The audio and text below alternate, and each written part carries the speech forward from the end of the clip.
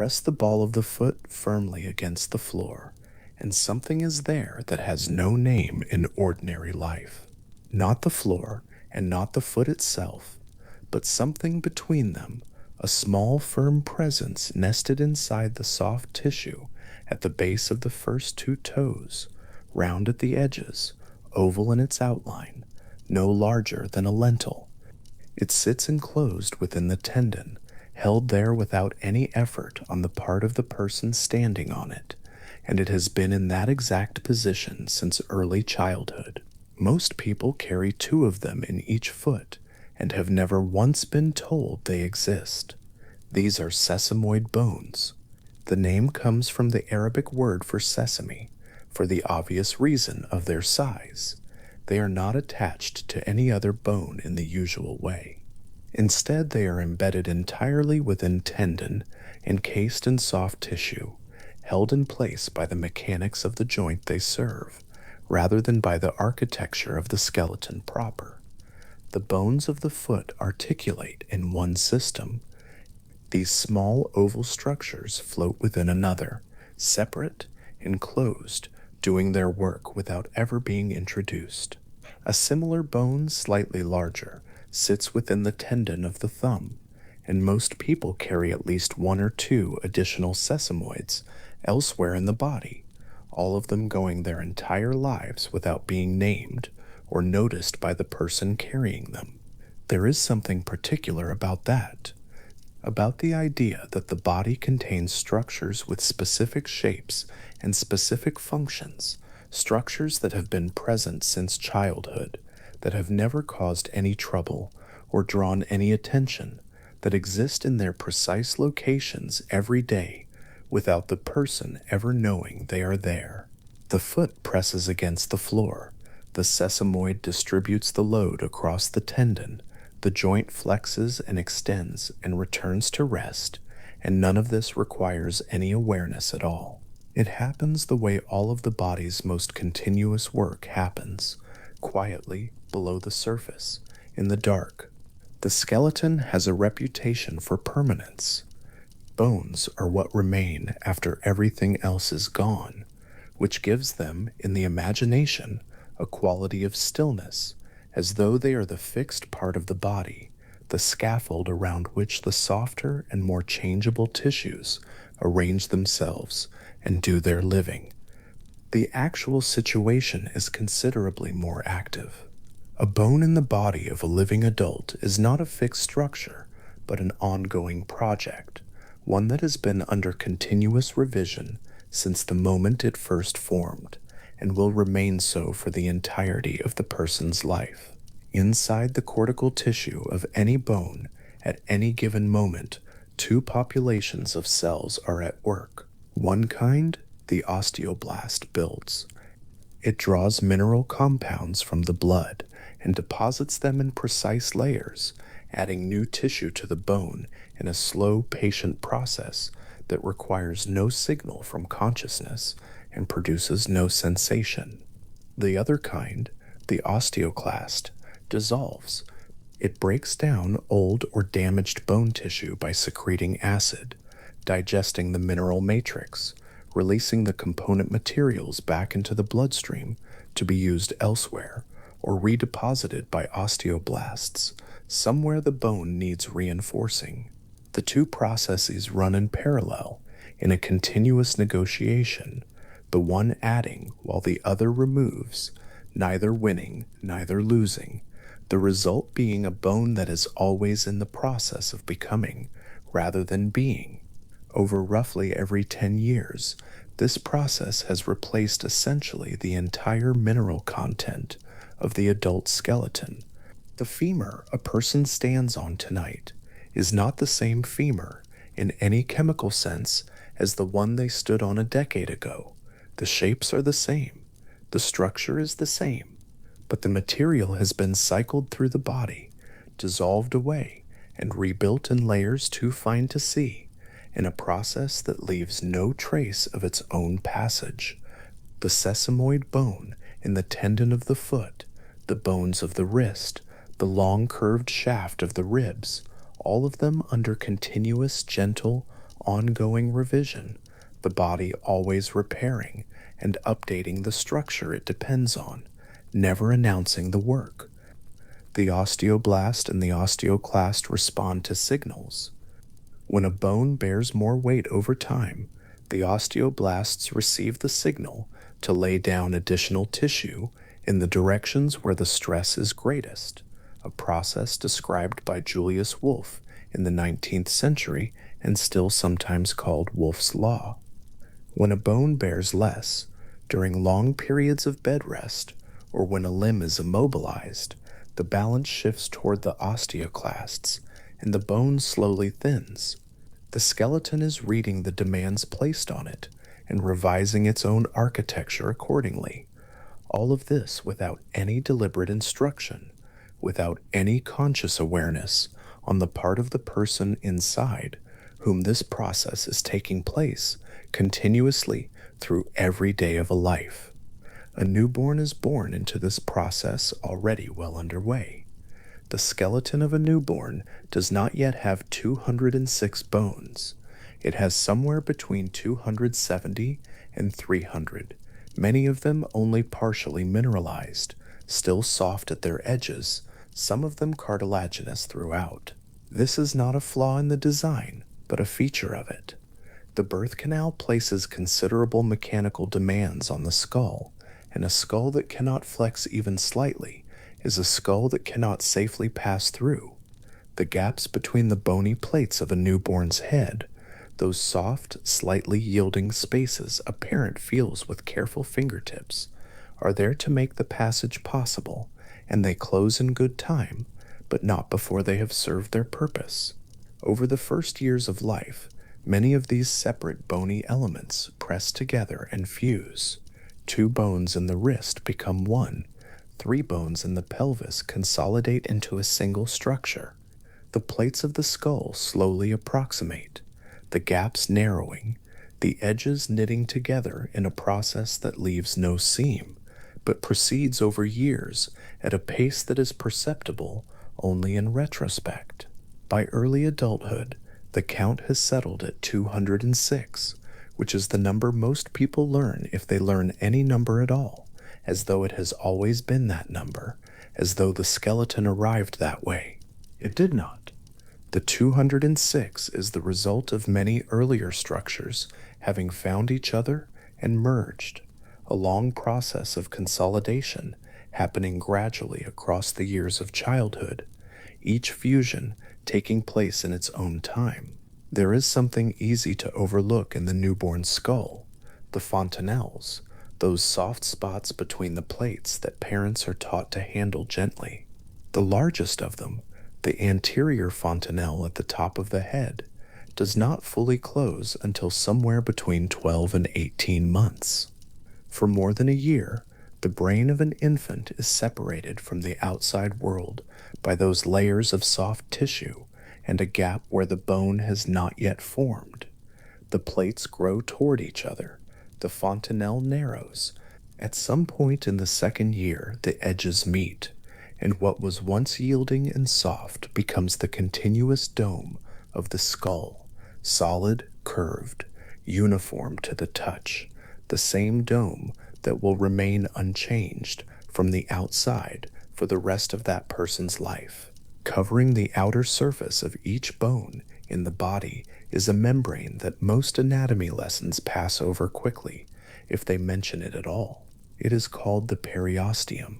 It is thin, dense, fibrous, and wrapped around the shaft of every long bone like a fitted sleeve.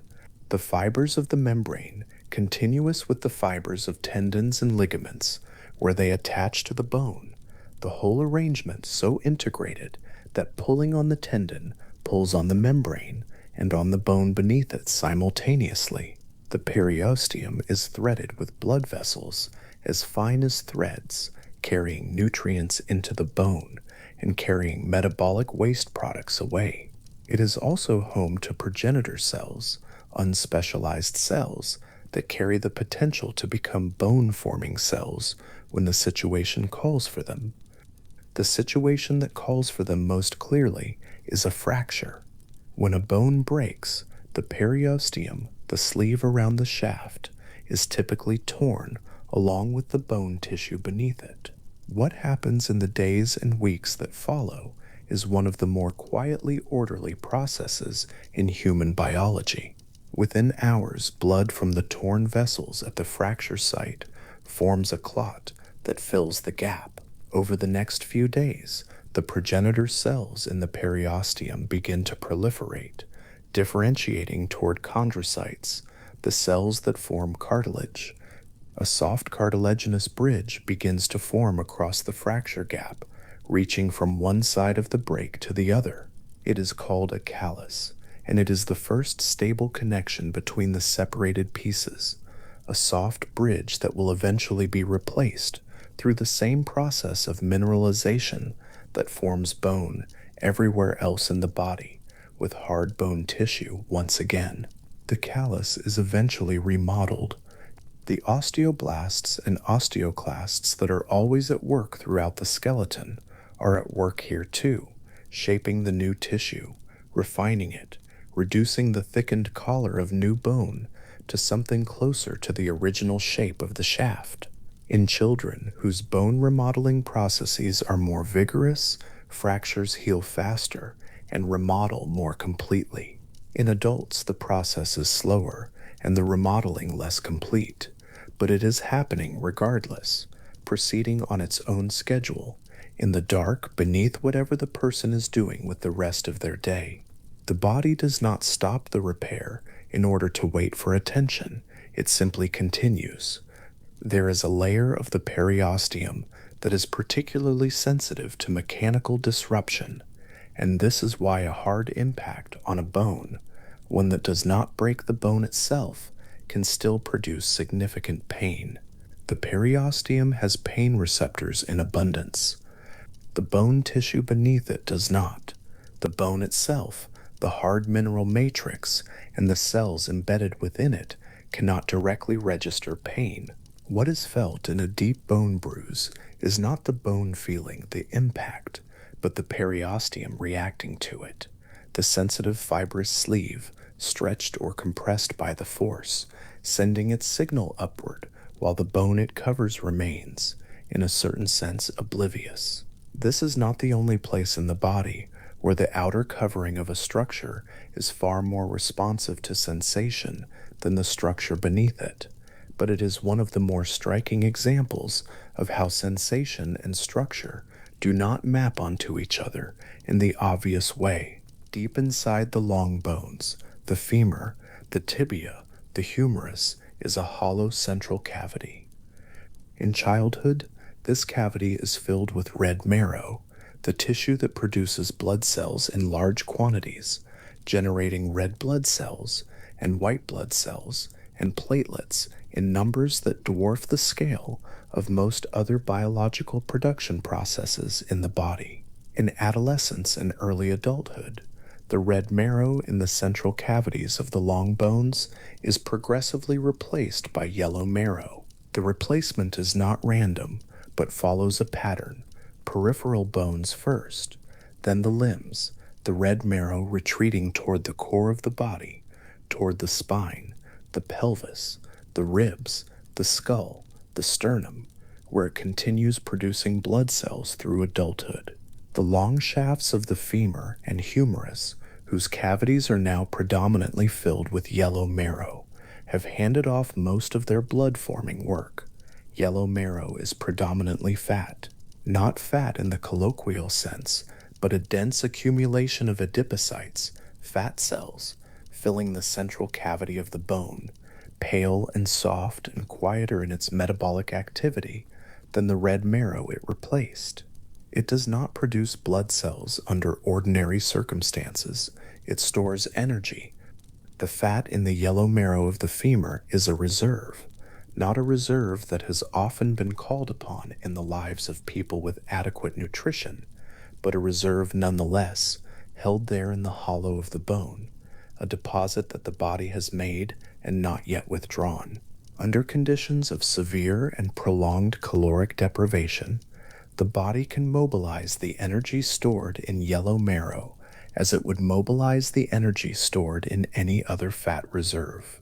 The adipocytes release their contents, and the marrow becomes somewhat leaner, somewhat more yellow, in a different way, paler, more depleted.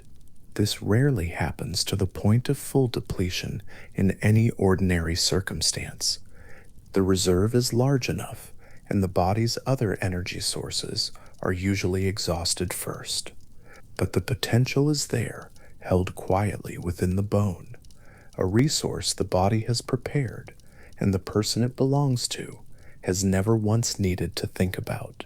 More striking than the mobilization of energy is the other direction of marrow conversion, the possibility that yellow marrow can, under sufficient physiological demand, revert to red. This is not a common event. The conditions that produce it are severe, extreme, and prolonged anemia, the loss of functioning red marrow elsewhere in the body, demands for blood cell production so large that the usual sites of red marrow cannot meet them alone.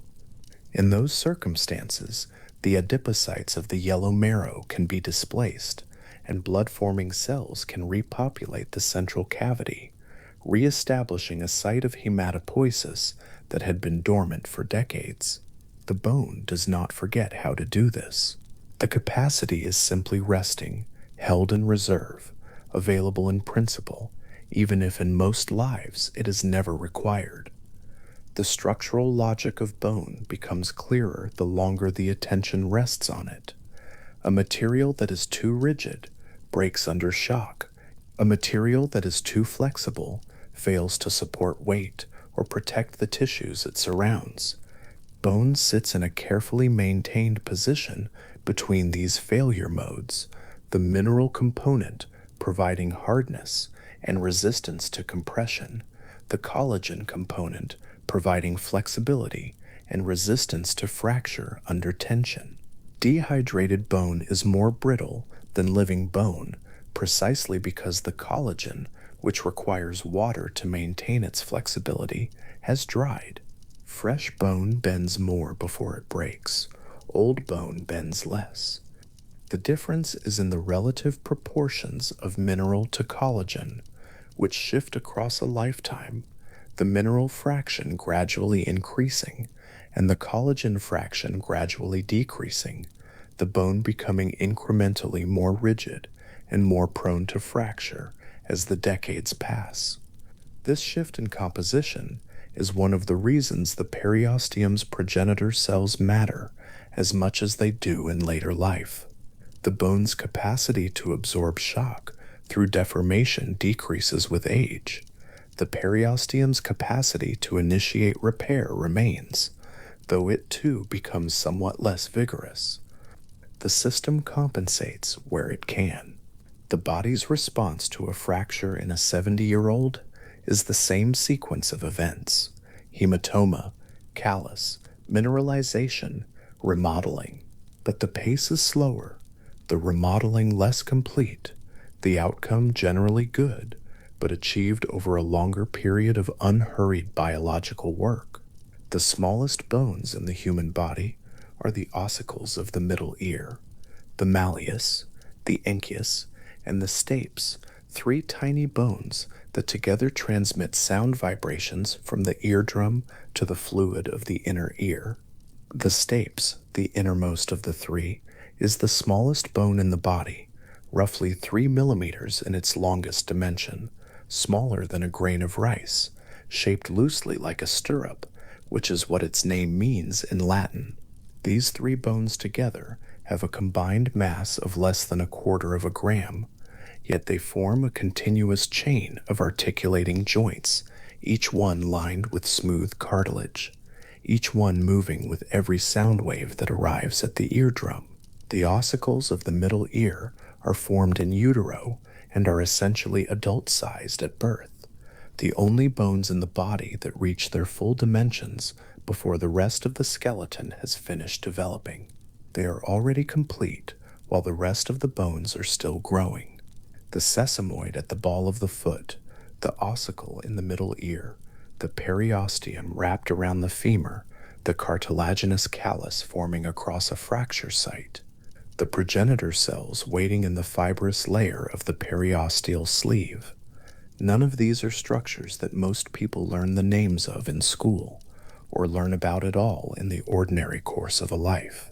The skeleton is taught as a map.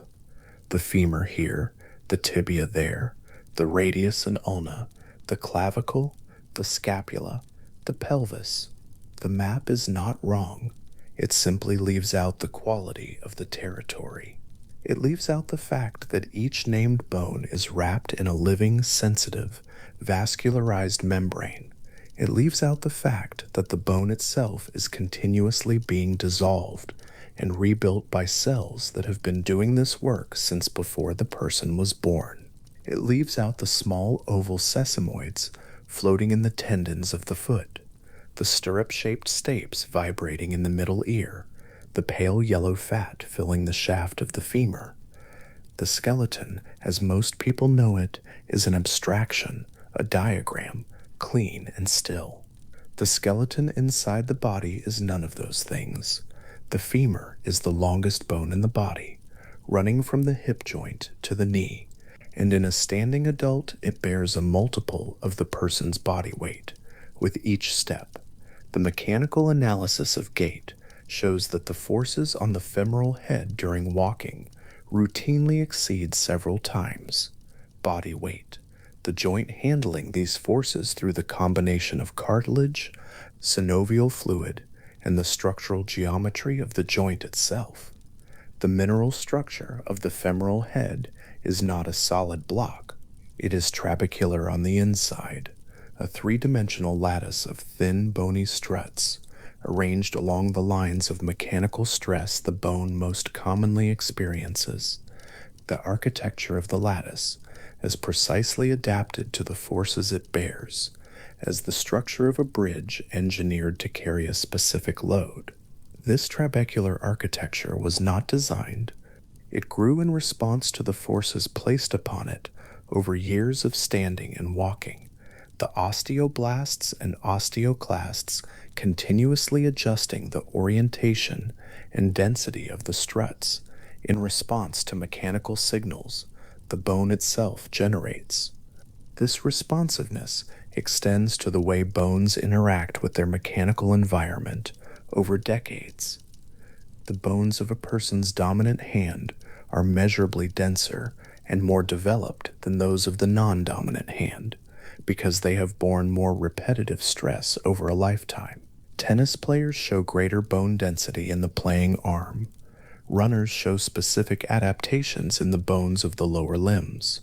The changes are slow, not the result of any single session of stress, but the accumulated response to years of repeated loading and unloading, the bone reading its own mechanical history and adjusting its structure accordingly.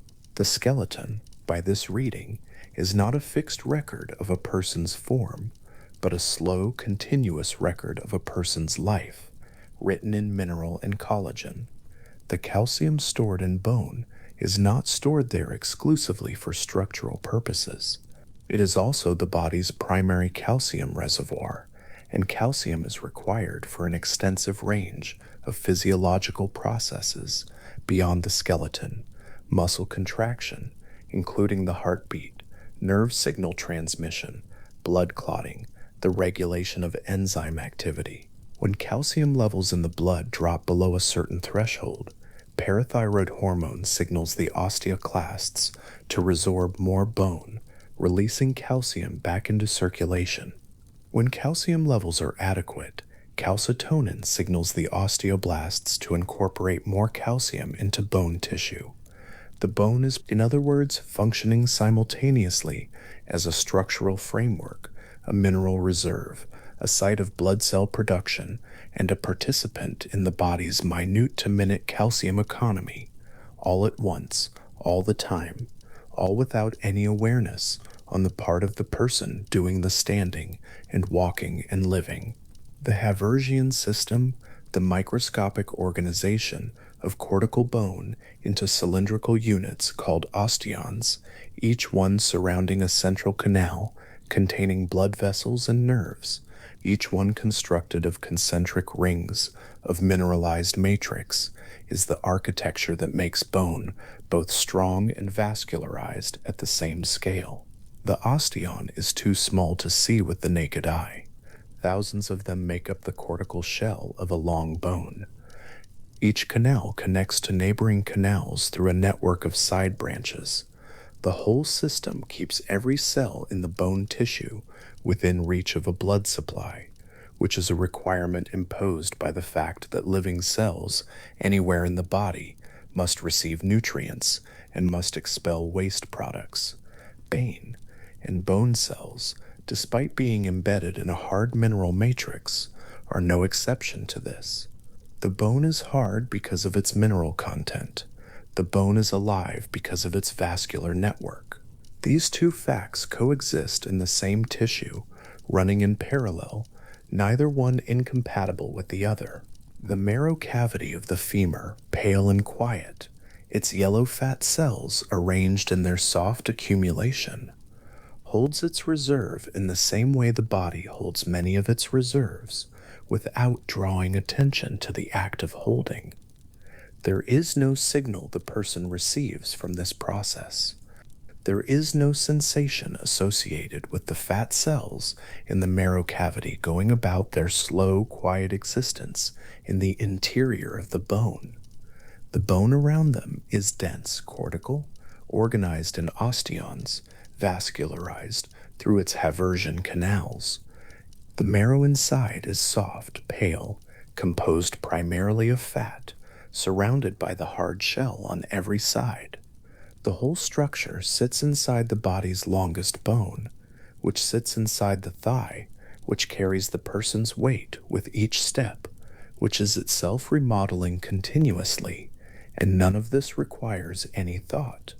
The periosteum at the outer surface, the cortical shell beneath it, the trabecular lattice within, the marrow at the center. The bone has a layered architecture that moves from hard to harder, to lattice to soft, from outside to inside, each layer with its own composition and its own function, all of them integrated into a single continuous living structure. The structure is maintained not by effort but by process, the continuous negotiation of the osteoblast and osteoclast, running quietly in their cycles of building and removing. The blood vessels threading through the Haversian canals, carrying supplies and collecting waste. The progenitor cells in the periosteum sitting in patient readiness for a demand they may never receive. The body has been described as a machine, and the comparison is useful up to a point. Machines are made of parts, and bones are parts of the body. But machines do not rebuild their own components while those components are in use.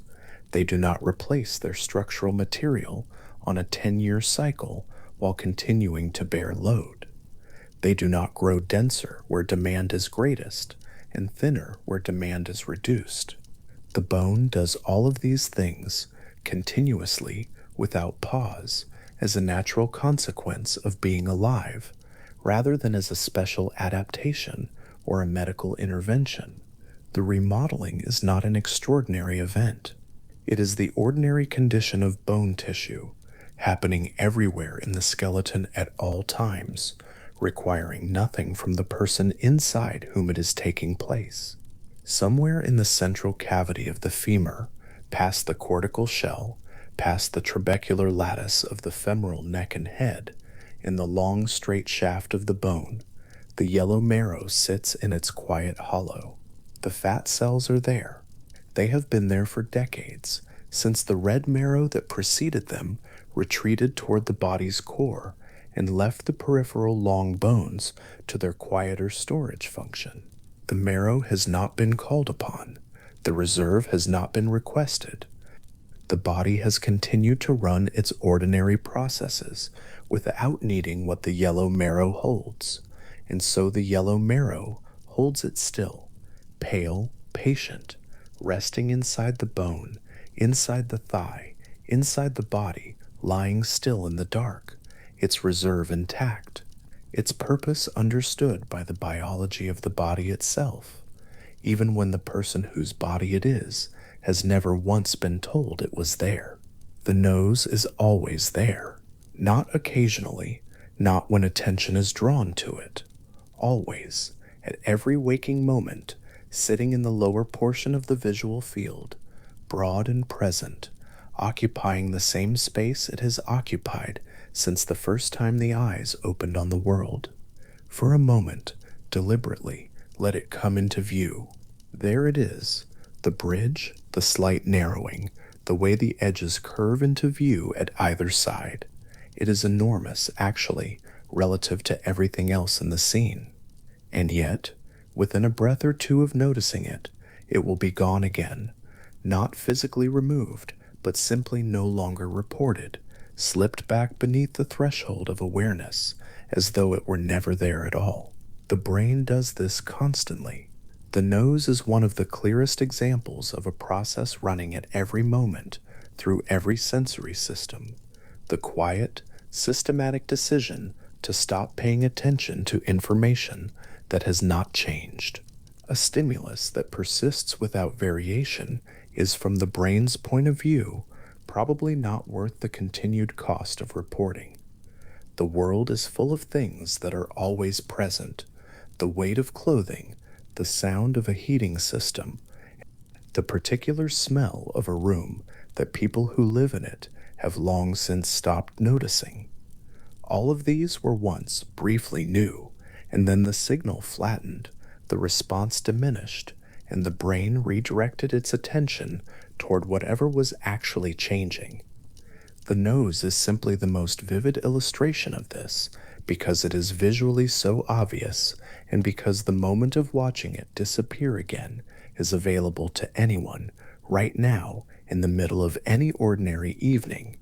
This process has a name in neuroscience: neural adaptation, though the name arrives more easily when the thing itself has already been made plain. What adaptation describes is the tendency of sensory neurons to reduce their firing rate in response to a constant stimulus over time. The neurons are not damaged. The signal has not weakened at its source. The nose has not become smaller. What has changed is simply the response, the brain's decision, made again and again at a level far below consciousness, that this particular piece of information does not require a fresh response this time, because it was exactly the same last time. The cost of attending to everything all at once, permanently, would be enormous. So the brain attends, instead, to the edges of things, to the place where a sound is just beginning, to the movement at the edge of a visual field, to the new sensation rather than the ongoing one. The nose disappears because it is reliable. Its very consistency is the reason it is edited out. And there is something quietly interesting in that inversion, that permanence, in the brain's economy, is effectively the same as absence. The interior of the skull is darker than the inside of a closed room.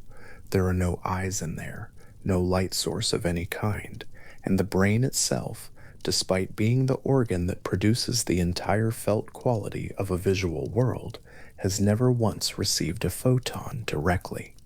Everything it knows about the appearance of things has arrived as electrical signal, translated from light by the retina, and then translated again through a long series of neural relays into something that registers as color, shape, depth, and movement. The experience of seeing is not occurring at the surface of the eye. It is occurring somewhere in the tissue of a structure that has never been exposed to light. And that structure, in the hours of sleep, does some of its most significant work. Not its most dramatic work. No images are being processed, no languages parsed, no faces recognized. The work that happens in deep sleep is quieter than that, and for a long time it went almost entirely unnoticed by the researchers studying it. It was described formally only in 2013 by a neuroscientist named Micah Nedergaard and her collaborators working at the University of Rochester. And what they found was that the brain has its own waste clearance system. distinct from the lymphatic system that serves the rest of the body, operating through a network of channels that had not been clearly characterized before. The system moves cerebrospinal fluid, the same clear, pale liquid that cushions the brain and spinal cord within the skull, and vertebral column. During waking hours, this fluid moves through the space around and between cells, but the channels it travels are relatively narrow, and the flow is slow. In deep non-REM sleep, something changes. The cells of the brain shrink, not by a small amount, and not in a single region. Cells across the sleeping brain reduce in volume by approximately 60%, and the channels between them widen correspondingly. The fluid begins to move more freely through the now enlarged spaces, flowing in a coordinated pulse between the network of channels that surrounds the brain's blood vessels. This system, once it had been named, was called the glymphatic system, a compound of the glial cells that help govern it, and the lymphatic system it resembles in function. What the flowing fluid carries out of the tissue is the accumulated chemical residue of the day's neural activity.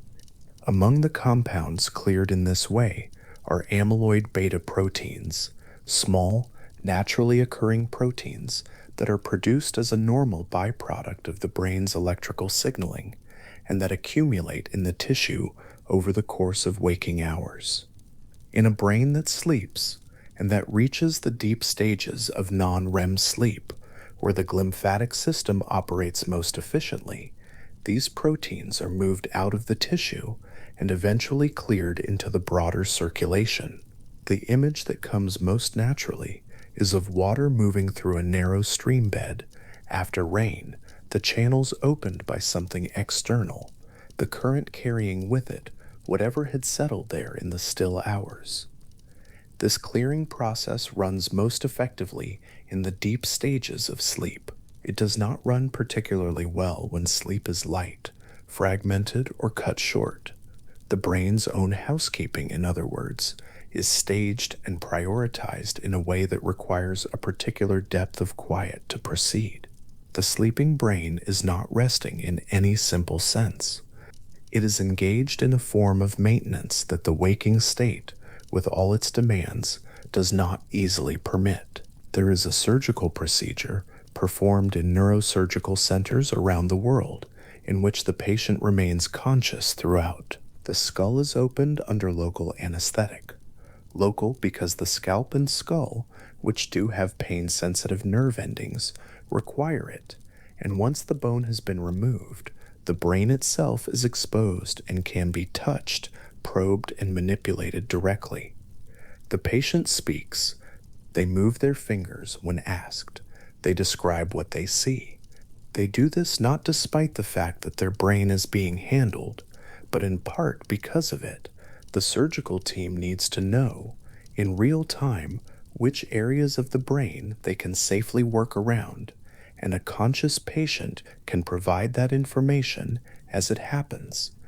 The reason the patient feels nothing when the brain tissue itself is touched is that the brain parenchyma, the functional tissue of the brain, its neurons and supporting cells, contains no pain receptors. None. The organ responsible for the entire experience of pain in the body does not itself report pain. A needle pressed into the surface of exposed cortical tissue would produce no sensation in that tissue whatsoever.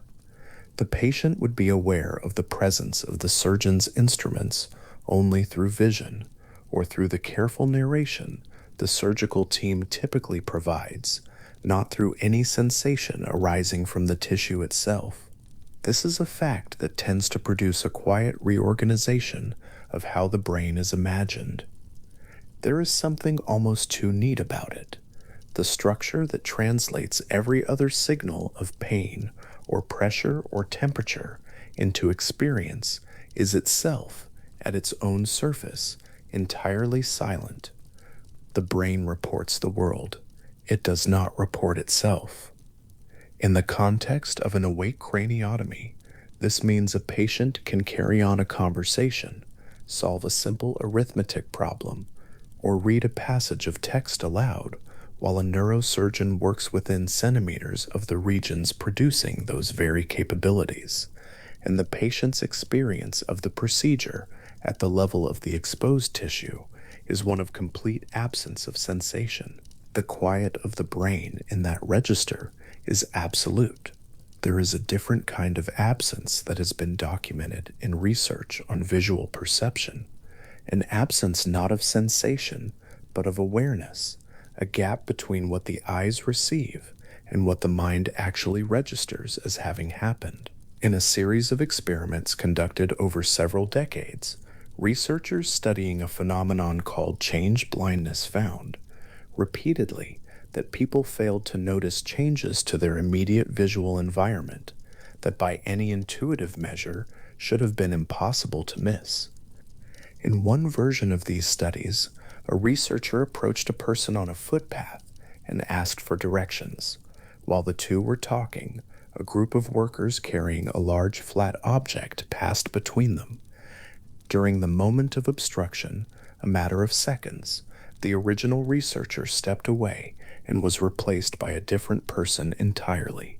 Different height, different clothing, different voice. The conversation then continued. In roughly half of the cases studied, the person giving directions did not notice that they were now speaking with someone else. The replacement had occurred in plain sight, in the middle of a spoken exchange, and had gone entirely unregistered. This result, and the many others produced by Daniel Simons and his collaborators over years of related research, points to something about the way the brain constructs its representation of the world. The assumption that the brain maintains a continuous, detailed, high-resolution record of the visual scene in front of it, something like a running video of everything currently visible, turns out not to match what the brain actually does. What it maintains instead is something much sparser, a working sketch filled in with assumptions and expectations, refreshed at key moments rather than continuously. When those assumptions hold, when the person in front of the face continues to be someone roughly described as a person of roughly that height in roughly that kind of clothing, the sketch is not refreshed. The full detail of who exactly the person is goes unreinspected. This is not a flaw in an otherwise reliable system. It is the system maintaining full, continuous, high-resolution awareness of every object in a scene at every moment would require far more cognitive resources than the brain allocates to that task. The brain instead invests its attention where attention is most needed, at the edges of scenes, at points of movement, at the onset of novelty, and trusts the stable middle of the visual field to remain as it was. Most of the time, this works. The world is, for the most part, consistent. The person who was there a moment ago is generally still there. The arrangement of objects on a table does not typically rearrange itself between glances. The brain's assumption that nothing has changed is almost always correct, which is why the cases where it is not correct can pass without notice. The pedestrian continues giving directions. The conversation reaches its natural end. Both people go their separate ways. One of them has just been replaced by a stranger, and the person who was there for the entire exchange has retained no record of it. There is another way to understand what the brain does with its attention when the scene in front of it is stable and familiar, when no novel information is arriving, when the body is still and the environment is quiet. The assumption might be that in those moments, the brain reduces its activity, standing down from the work of processing and simply waiting for something worth attending to. The assumption turns out to be wrong.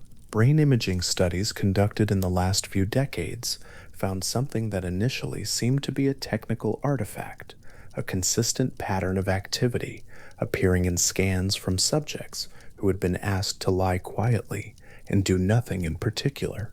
The regions lighting up were not the regions associated with any specific cognitive task. They were a set of areas distributed across the brain, including portions of the medial prefrontal cortex, the posterior cingulate cortex, and a cluster of connected regions running between them that seemed to become more active precisely when the subject was not engaged in any deliberate external task. The pattern was reproducible across subjects, across labs, and across imaging conditions. It was eventually given a name, the default mode network. The medial prefrontal cortex sits behind the forehead, relatively low in the frontal lobe. The posterior cingulate cortex is positioned toward the back and center of the brain, tucked along the inner surface where the two hemispheres meet. These are not small peripheral regions. They are large, well-connected structures with dense links to many other parts of the brain, and the traffic between them during rest is, by the measures available to brain imaging, substantial. What this network appears to do, and the research here involves inference from imaging data, from lesion studies, and from the behavioral changes that occur when network connectivity is disrupted, is broadly inward-facing. It is associated with thinking about oneself, about past events from one's own life, about one's own mental states, about other people's likely perspectives and intentions, and about possible future scenarios. In other words, when the external world stops making demands, the brain does not stand down. It turns inward. It begins, without prompting and without instruction, to do the particular kind of thinking that involves the self, reviewing what happened, imagining what might happen, rehearsing conversations, placing the present moment in the context of a longer story that the brain has been maintaining, apparently continuously, for as long as it has been capable of doing so. The default mode network is active in a person lying still in a darkened room. It is active in someone sitting quietly on a train, watching landscape move past a window without really seeing it. It is active in the moments between tasks, the pause between one thing and the next, the beat of apparent inactivity that turns out, on closer examination, to be full of interior motion. The network that becomes most visible in rest is the one that runs the ongoing account of who a person is, the narrative thread that connects yesterday to today, the story that makes sense of what has happened and projects forward into what comes next. A brain scan of a person who has been asked simply to lie still and let the mind go where it will shows this network illuminated like a constellation of connected points, not the whole brain, not a single region, but a distributed set of structures in quiet, active communication with one another, doing something the scanner can detect, but that the person themselves is largely unaware of. The thinking that happens in this state often does not feel like thinking. It feels like the mind wandering. It feels like time passing without particular content. But the activity is there, visible and measurable, and the content it produces, the self-referential rehearsals, the autobiographical retrievals, the imagined futures, is the kind of thinking that in waking life gives experience its sense of continuity. The nose reappears for a moment and then is gone again. The decision to filter it out has been made by the same organ that is at this moment running its waste clearance system in the deep stages of rest, that has constructed a sparse and assumption-filled account of the room in which a body currently lies, and that is maintaining in the connected regions of its default mode network the quiet, ongoing architecture of a self. All of this runs simultaneously. None of it is felt as effort. The brain parenchyma that produces the entire experience of the day's thinking does not report pain, does not announce its operations, does not provide a running account of what it is doing. What arrives at awareness is only the surface of what is happening, the small thought, the brief image, the passing sense that the mind was just somewhere else and has returned. The substrate producing all of that, the dense, metabolically expensive, constantly recalibrating tissue inside the skull, proceeds without commentary. The glymphatic channels are in deep sleep at their widest. The cerebrospinal fluid moves through them in a slow pulse, entering the channels along one border of the blood vessels and exiting along the other, sweeping through the tissue in a directed flow that the waking brain does not easily support. A researcher who has spent years studying this system described the process in terms of a building that can only be cleaned after hours, not because the cleaning itself is incompatible with occupation, but because the occupation fills the space in a way that leaves the cleaners nowhere to work. The brain's daytime operations expand the cells, narrow the channels, slow the flow. Sleep collapses that expansion and opens the system.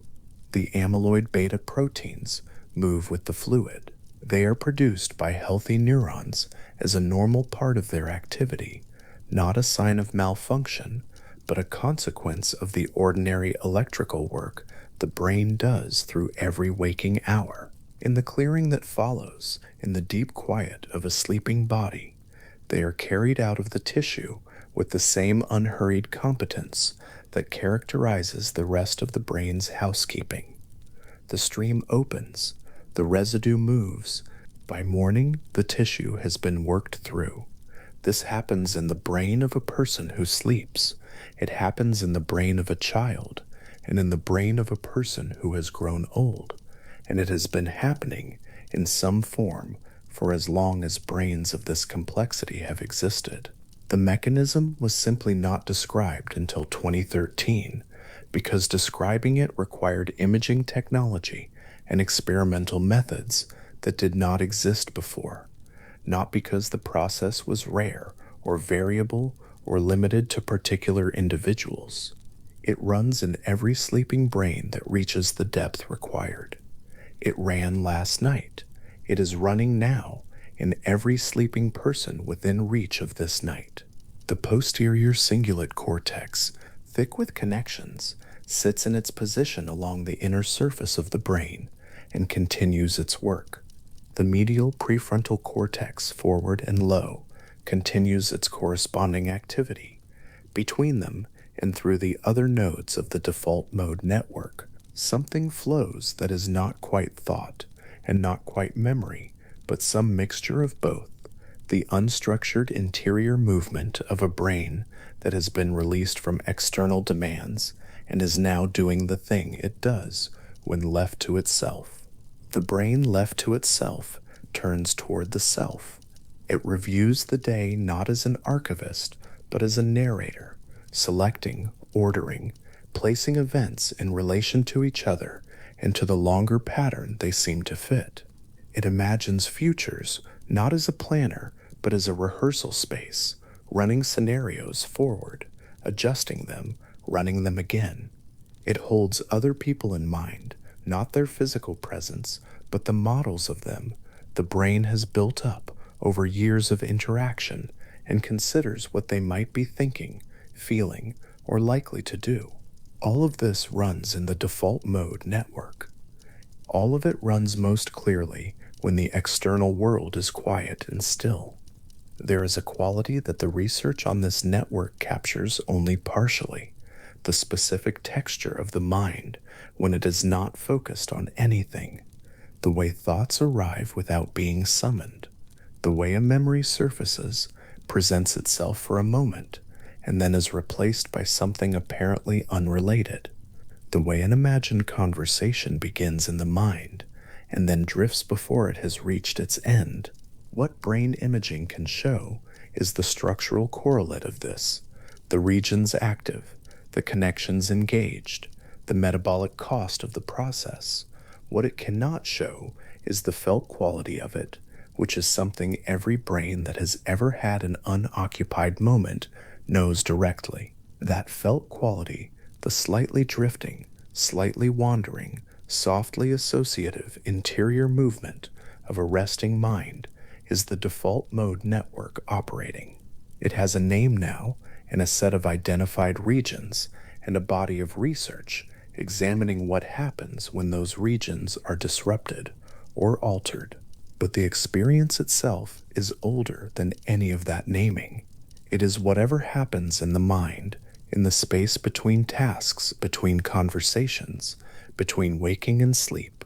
The nose in the lower visual field is there again, or rather, it was always there, and the brain, having been reminded of it, is reporting it for this moment before it decides once more that it is too consistent, too familiar, too permanently present to require continued notice. It will be filtered out again within seconds, not because it has become less real, but because the brain has more important things to attend to, or because, in the absence of anything more important to attend to, it has turned its attention inward to the quiet work of maintaining the self. A brain scan taken at this moment of a person lying still and drifting would show the default mode network lit in its constellation of connected points. The posterior cingulate, the medial prefrontal cortex, the other associated regions, all active, all in communication, all doing the work that rest permits, not standing down, not waiting, doing the particular thing this particular network does when the external world goes quiet and the interior world opens up. Somewhere in the tissue, cerebrospinal fluid moves through channels that widened as sleep deepened. The movement is slow, directed, unhurried. The proteins that accumulated through a day's worth of thinking shift into the flow and begin their long journey out of the brain. The cells of the brain, having shrunk slightly to open the space, will return to their waking volume when morning comes. The channels will narrow again. The waking work will resume, but for now the channels are wide and the fluid moves and the network hums its quiet interior music, and the nose is somewhere in the visual field, unreported and present, held in place by the same tissue that is filtering it away, the same tissue that is, at this moment, doing more than it has ever announced, running more systems than have ever been fully counted, maintaining more threads of the world and the self than any single moment of awareness has ever managed to contain. The default mode network does not announce when it begins or when it ends. It does not signal the transition between focused thought and open wandering. It simply continues, reviewing, rehearsing, maintaining, for as long as the brain is quiet enough to let it, in the deep hours of a night, with the glymphatic channels open and the fluid moving and the sensory input stilled, it has the full run of the interior. The constellation of regions remains lit in the scan, each connected to the others, each doing its part of the work that makes a self continuous across time, that keeps yesterday tethered to today, that holds the shape of who a person is, steady through the interruption of sleep and the resumption of morning. The network is not at rest, but the quality of what it is doing is something that, from the inside, can feel very much like rest. The nose has been edited away again. The fluid moves through the widened channels. Somewhere in the quiet architecture of the resting brain, a memory surfaces, not urgently, not as a problem requiring attention, just as a thing that has arrived and then settles back below the surface, replaced by something else, or by nothing, or by the specific texture of a mind that has finally stopped its outward work and is quietly tending to itself. The brain continues. The regions remain lit. The fluid moves in its slow pulse through the tissue, carrying the residue of the day's thinking outward into the channels, and from the channels into the broader space, and from there into the body's general circulation, where it will be filtered and cleared like any other metabolic product of a working day. The work of the night is not urgent. It is not dramatic. It is steady and competent, and entirely accustomed to doing this without any instruction from the person it belongs to. The brain inside the skull, in the dark, with no light reaching it, and no direct sensation of the world, continues to build the world anyway, continues to maintain the model, refresh the sketch, hold the self in its constellation of connected regions. It has been doing this since before the person it belongs to had words for any of it. It will continue when the last thought of the evening finally thins and dissolves, when the default mode network's quiet hum dips below the threshold of anything that could be called awareness, when sleep deepens past the point where any network is attending to much of anything at all. The regions of the default mode network, lit in their scan like a constellation of patient connected points, build the quiet ongoing story of the self and go on building it in their own time in the deep hours long after the mind has stopped listening. A dense mesh of nerve cells runs through the walls of the intestine right now. Not a sparse suggestion of wiring, but a full layered network, an estimated 100 million cells or more, threaded through the muscular walls of the gut from the esophagus all the way to the final stretch of the large intestine, forming a system so complete and so self-contained that it has been given its own name. Before arriving at the name, though, it helps to sit with what the thing actually does.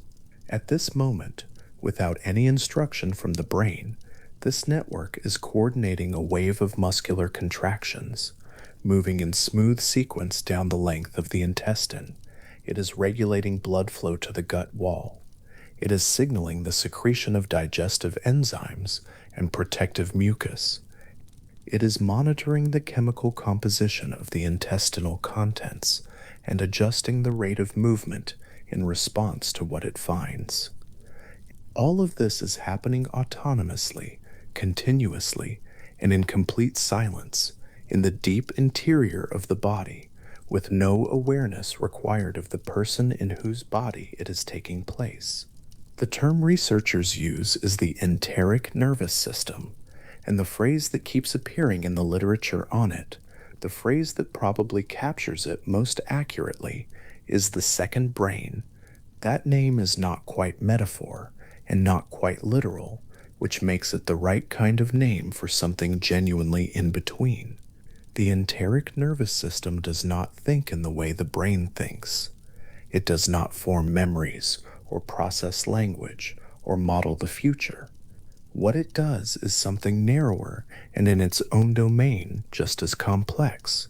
It governs the full mechanical and chemical operation of the digestive tract, from the moment food arrives to the moment it leaves, and it does this with enough independence that the gut-brain connection, the vagus nerve running between the two, carries roughly 10 times as much information upward from the gut to the brain as it carries downward. The gut, in other words, reports more than it receives. What arrives from the brain is largely modulatory, a general tuning of the system's pace and tone. What the enteric network handles on its own is the specific moment-to-moment work. It notices the consistency of a meal, the acidity, the fat content, and it decides what to do next. The brain, receiving the upward signal, registers it as something like fullness, or comfort, or a vague unease that rises without obvious cause. The source of the signal, most of the time, remains entirely below the level of awareness. Serotonin, the molecule most people associate with mood and calm, is produced in the gut in much larger quantities than it is produced in the brain. The proportion is approximately 90%. That figure seems to land wrong at first, not because it is hard to believe, but because it runs against a mental image so fixed and so widely repeated that correcting it requires a moment to settle. The serotonin made in the gut is not the same serotonin that acts on mood in the brain. It does not cross the blood-brain barrier. What it does instead is act locally within the enteric system itself, where it plays a central role in coordinating the muscular contractions that move food forward through the intestine. It is a signal within the gut's own network, serving the gut's own purposes, produced in the gut's own cells, the enterochromaffin cells lining the intestinal wall, which release serotonin in response to mechanical pressure, to the presence of certain nutrients, and to the detection of potentially harmful substances. The brain's famous molecule, it turns out, had a home in the gut long before neuroscience began looking for it there. Below the esophagus and above the small intestine sits the stomach, and the stomach keeps its own extreme conditions with a calm it does not advertise. The interior of a healthy adult stomach maintains a pH between roughly 1.5 and 3.5, well into the range of strong acids, acidic enough to dissolve zinc metal over the course of hours, acidic enough to denature most proteins quickly, and to kill the majority of pathogens that arrive in food. The stomach lining, pink and deeply folded when empty, sits directly in contact with this environment every time it fills. The question of why the stomach does not digest itself is one the body has answered with remarkable engineering. The innermost surface of the stomach wall is coated in a layer of mucus that is constantly being produced and replaced, bicarbonate rich, dense enough to maintain a pH near neutral at the cell surface, even while the gastric lumen, a fraction of a millimeter away, holds acid strong enough to strip metal. The mucus layer is not a passive coating. It is an active, continuously renewed barrier, rebuilt from below, even as its outer surface is steadily consumed. Beneath that mucus layer, the stomach lining replaces itself entirely every 3 to 4 days. The cells that line the stomach's inner surface, the gastric epithelial cells, have among the highest turnover rates of any cell type in the body. They are produced in the gastric pits, the small depressions dotting the stomach wall, and they migrate upward to the surface, perform their function, and are shed into the gastric contents within days. The process is ongoing, constant, and precise enough that the stomach surface, seen at any given moment, appears intact and uniform, no sign of the continuous replacement taking place beneath. It is a structure that maintains its form by constantly becoming something new, the way a river maintains its shape by continuously exchanging the water that defines it. The acid does its work on what arrives from outside, and the mucus and the rapid cell renewal ensure that the wall itself is never the target.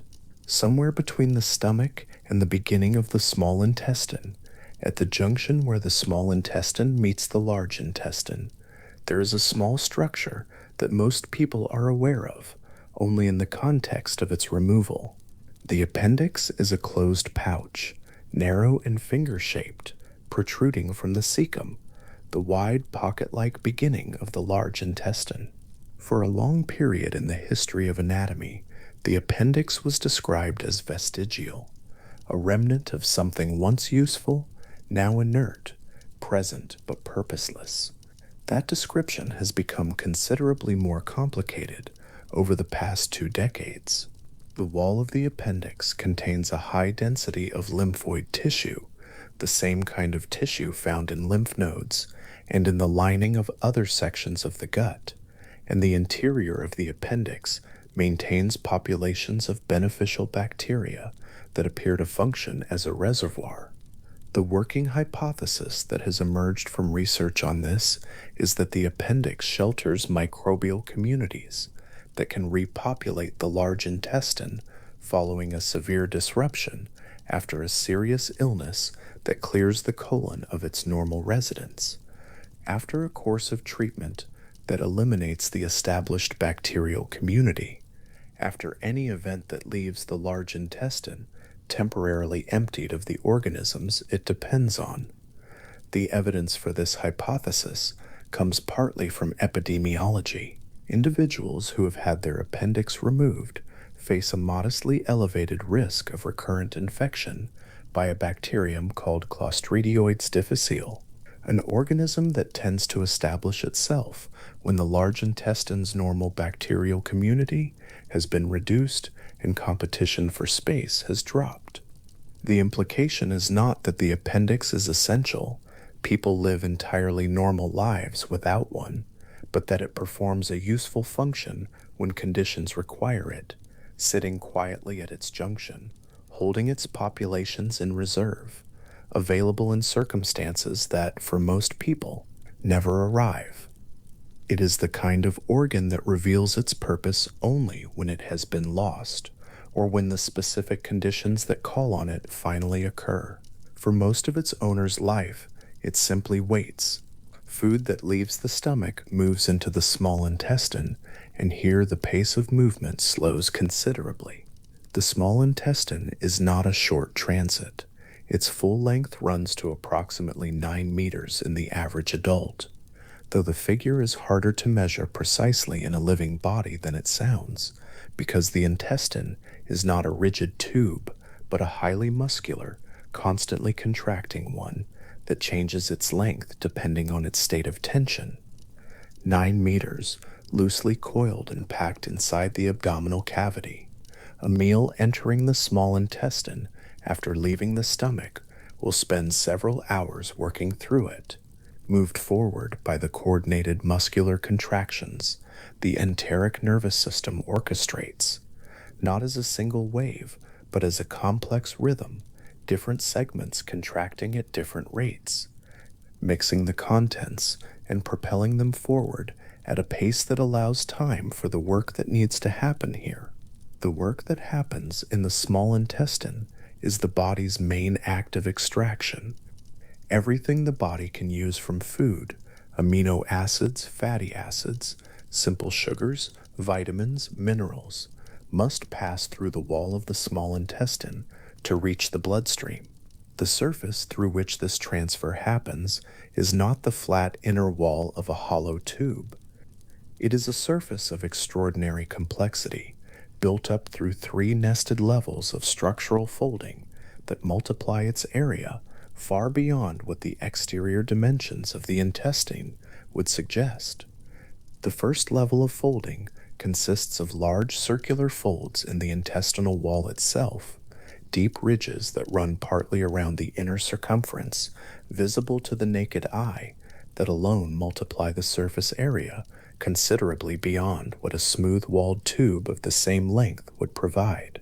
Projecting from every surface of these folds are villi, small, finger-like projections, each about a millimeter tall, close together, covering the entire folded surface in a dense carpet of thousands per square centimeter.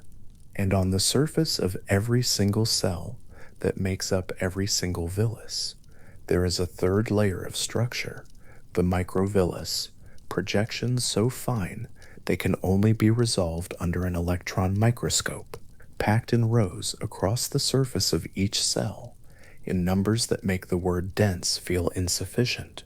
When all 3 levels of folding are accounted for together, the large circular folds, the villus, the microvillus, the absorptive surface area of the small intestine in an adult human is estimated at somewhere between 250 and 300 square meters. The comparison that researchers reach for most often is a tennis court.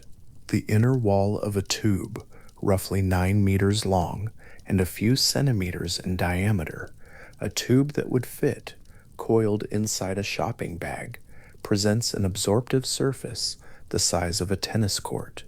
The architecture exists entirely to maximize the contact between intestinal contents and the cells that can extract what the body needs from them.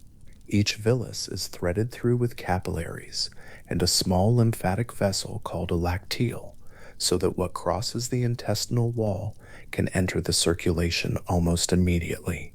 The surface is purpose-built for this exchange, and the three levels of folding are the means by which the body achieves a surface area that would otherwise require an intestine many times longer.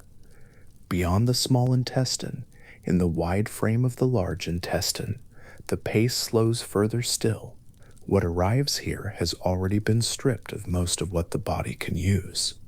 Water is absorbed here, and electrolytes, and some vitamins produced by the vast microbial community that calls the large intestine home.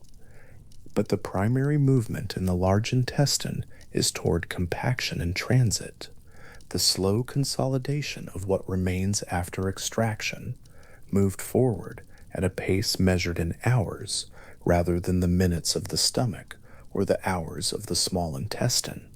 The transit from the moment food is swallowed to the moment it leaves the body ranges widely between individuals and across different meals, but averages somewhere between 24 and 72 hours. The journey is long and largely invisible, conducted without sensation through most of its length, requiring nothing except the continuous autonomous work of the muscles and the nerve network that has been coordinating all of it since before the meal was even finished. The total path from swallowing to expulsion traces approximately 9 meters. That figure sits quietly in the mind for a moment before its implications settle. Not the small, contained, fist-sized organ that the word stomach tends to conjure, not a neat, simple interior, but 9 meters of living tube, each section specialized, each section maintained and regulated and continuously renewed, the whole length operating right now without any awareness of it being required or particularly useful. The small intestine alone, at roughly 6 to 7 meters of that total, would stretch from one end of a large room to the other, folded to fit inside the abdominal cavity. The large intestine adds another 1.5 meters. The stomach, connecting esophagus to small intestine, adds more. The entire system, laid out straight, would be a significant distance. The muscles of the intestinal wall work in coordinated waves, and the enteric network that coordinates them is sensitive to conditions the brain has no direct knowledge of. A segment of intestine detects that the material within it is too acidic, and it adjusts the pace of forward movement to allow more time for neutralization. Another segment detects the presence of fat and signals the gallbladder through the hormonal system to release bile. The duodenum, the short first section of the small intestine immediately downstream from the stomach, receives partially digested, highly acidic material from the stomach and must neutralize it rapidly, partly through its own bicarbonate secretions and partly through the alkaline fluid arriving from the pancreas via the pancreatic duct. The pancreas, sitting behind the stomach, produces an estimated 1 to 2 liters of fluid per day, rich in digestive enzymes and bicarbonate, channeled into the duodenum at the precise rate and composition the moment requires. Enzymes arrive at the right time because the system has been regulating their production continuously. The smell of food prompts a degree of anticipatory enzyme secretion, as does the physical presence of food in the stomach. By the time a meal reaches the duodenum, the enzymes that will work on it, the proteases breaking down proteins, the lipases working on fats, the amylases continuing what chewing began with starches, are already present in calibrated concentrations. The timing is the product not of conscious planning, but of a hormone-mediated conversation between the gut wall, the pancreas, the liver, and the gallbladder, all of them communicating through molecules rather than nerve signals, all of them doing this below any threshold of awareness. The body's chemistry anticipates the meal, prepares for it, and processes it with a coordination that would be remarkable even if it were slow and occasional. The fact that it runs continuously, day and night, in the body of a person who may never once think about it, gives it a different quality. Bile, produced by the liver and stored in the gallbladder, deserves a moment of its own. It is released into the duodenum when fat arrives there, and its function is emulsification, breaking the fat into smaller droplets, increasing the surface area available to lipase enzymes, making fat-soluble compounds available for absorption. After doing this work in the small intestine, bile acids are themselves absorbed in the final section of the small intestine, the ileum, and returned to the liver through the portal circulation to be used again. The cycle is called enterohepatic circulation, and it means that the body does not discard its bile after a single use. The same bile acids may cycle through the system many times in a day, the liver retrieving them, reconjugating them if necessary, and returning them to the gallbladder for the next meal's requirement. It is the kind of quiet efficiency that characterizes the whole system, nothing wasted that does not have to be, every useful substance recovered and returned, if recovery is possible. The stomach's lining replaces itself every few days. The cells of the small intestine's villi turn over in roughly 3 to 5 days. The large intestine's lining renews itself on a similar timescale. All of this renewal is happening quietly and continuously right now. Old cells shed into the intestinal contents. New cells produced from the progenitor cells sitting in the crypts at the base of the villi and in the gastric pits of the stomach wall, the whole inner surface of the digestive tract, maintaining its form through constant replacement. The shed cells, incidentally, become part of the intestinal contents and are themselves partially digested and recycled, the body retrieving what it can from the very structures it is discarding, a composting of its own internal surfaces folded into the ordinary work of digestion. The gut microbiome, the vast community of bacteria, archaea, fungi, and other organisms living within the intestinal tract, adds another layer of complexity that researchers have been mapping intensively over the past 2 decades. And the picture that has emerged is one of a community so interwoven with the body's own function that the line between the body and its inhabitants is genuinely difficult to draw. Certain vitamins, including vitamin K and some B vitamins, are produced by gut bacteria and absorbed by the intestinal wall.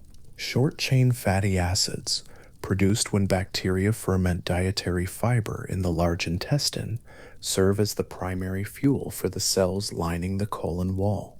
The immune system's calibration, the regulation of intestinal inflammation, the pace of intestinal motility, all are influenced by the composition and activity of the microbial community present. The gut, in this sense, is not a closed system operating purely on its own.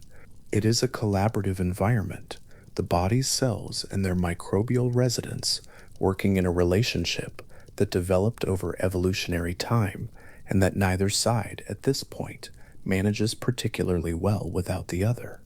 Bacteria in the large intestine produce gas as a byproduct of fermentation, hydrogen, methane, carbon dioxide, and this is absorbed through the intestinal wall, carried to the lungs, and exhaled, a fact that connects the interior chemistry of the gut to the ordinary act of breathing out. The breath, in this way, carries a faint chemical signature of what the gut is doing, a report from the body's interior chemistry that goes unnoticed because there is nothing remarkable in the mechanism by which it arrives. The gut reports upward, as it always does. The duodenum is approximately 25 centimeters long. The jejunum, the middle section of the small intestine, runs to roughly 2.5 meters.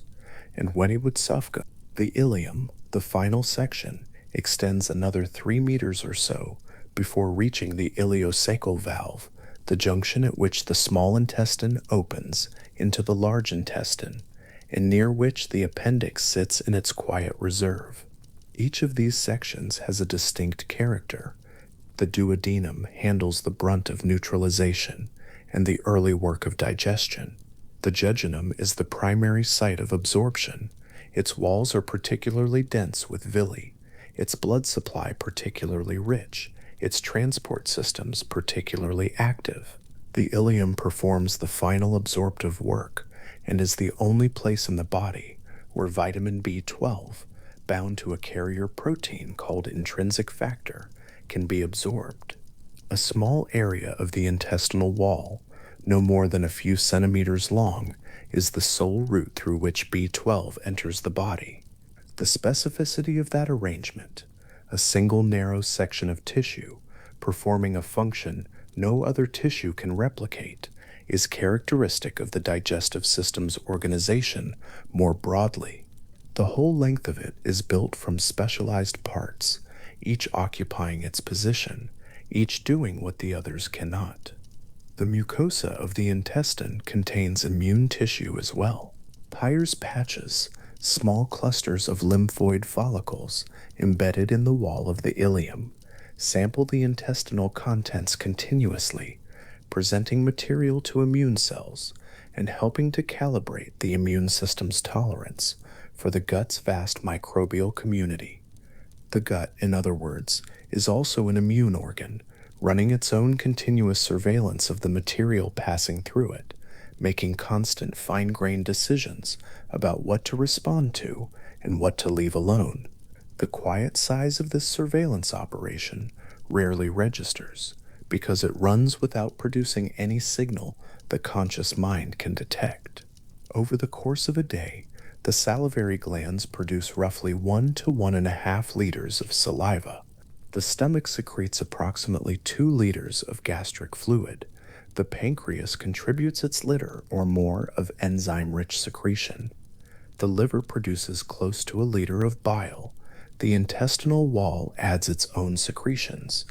The total volume of fluid poured into the digestive tract in a single day, across all of these sources combined, is somewhere in the range of 8 to 9 liters, and yet the body recovers almost all of it. By the time the contents of the large intestine have finished their slow transit, the fecal matter that leaves the body contains only a small fraction of the fluid that entered the tract. The large intestine reabsorbs water with remarkable thoroughness, and the small intestine handles the vast majority of fluid absorption during digestion. 8 or 9 liters in, a small amount out, the net result of a hydraulic system operating continuously within the body and requiring no attention whatsoever. The pace of digestion varies. A high-fat meal moves more slowly through the stomach than a high-carbohydrate one because fat triggers a hormonal signal that slows gastric emptying, the body buying time for the pancreas and bile to prepare for what is coming. Stress slows intestinal transit. Physical activity tends to accelerate it. Cold water passes through the stomach faster than warm water. The system is not rigid, but responsive, adjusting its pace to conditions in ways the person carrying it rarely notices, except in the broadest terms. The awareness of digestion, when it arrives at all, tends to be a sense of fullness, or its absence, or an occasional gurgling from somewhere in the mid-abdomen as gas or fluid moves through a section of intestine, the merest surface of a process that is, in its actual operation, considerably more intricate. At the end of the small intestine, where the ileum meets the large intestine at the ileocecal valve, a small pressure-sensitive sphincter regulates the passage of material from one environment to the other. The two environments are quite different. The small intestine, though rich in bacteria compared to the sterile stomach, has a relatively modest microbial population. The large intestine contains the densest concentration of microorganisms in the human body. Estimates for total bacterial cell count in the large intestine alone run into the hundreds of billions, with hundreds of species represented. The ileocecal valve keeps these populations largely separated, maintaining the relatively cleaner environment of the small intestine that its delicate absorptive surface requires. It opens and closes as material accumulates, moving contents forward in controlled batches, a quiet sphincter most people have never heard of, doing work that never once draws attention. The body contains a digestive system 9 meters long, lined with a surface area the size of a tennis court, regulated by its own nervous system of 100 million cells, secreting 8 or 9 liters of fluid per day, and recovering nearly all of it, hosting a microbial community of hundreds of species, renewing its own inner surface continuously every few days, coordinating the timing and composition of enzyme secretion through a hormone-based conversation that runs automatically, adjusting its pace to the composition of each meal without instruction. All of this is happening right now. The person in whose body it is happening may be lying still or close to sleep, paying no particular attention to any of it, the entire 9-meter system going quietly about its work in the dark. The small intestine, in its final stretch of ileum, is absorbing the last of what this day's meals had to offer, a slow final extraction before the remnants pass on to the large intestine and its long still transit. The villi there are still extending toward the contents, the microvilli on every cell covering their extraordinary combined surface, the lacteals in each villus still receiving the fats that have crossed the intestinal wall, still passing them into the lymphatic system on their way to the bloodstream. The enteric network is still coordinating the contractions that keep everything moving, still sensing and adjusting and reporting, still doing all of this without a signal requested from above. The 9 meters of the digestive tract will continue their work through the night, slower perhaps in the stillness and quiet, but continuous.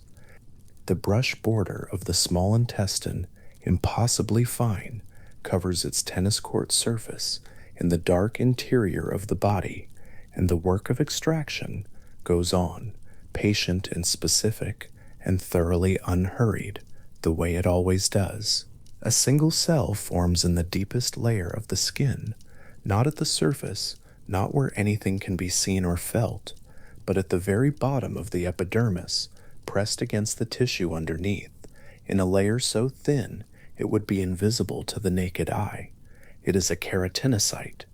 It has just been produced by division, and from the moment it exists, it begins a journey that will take approximately 27 days.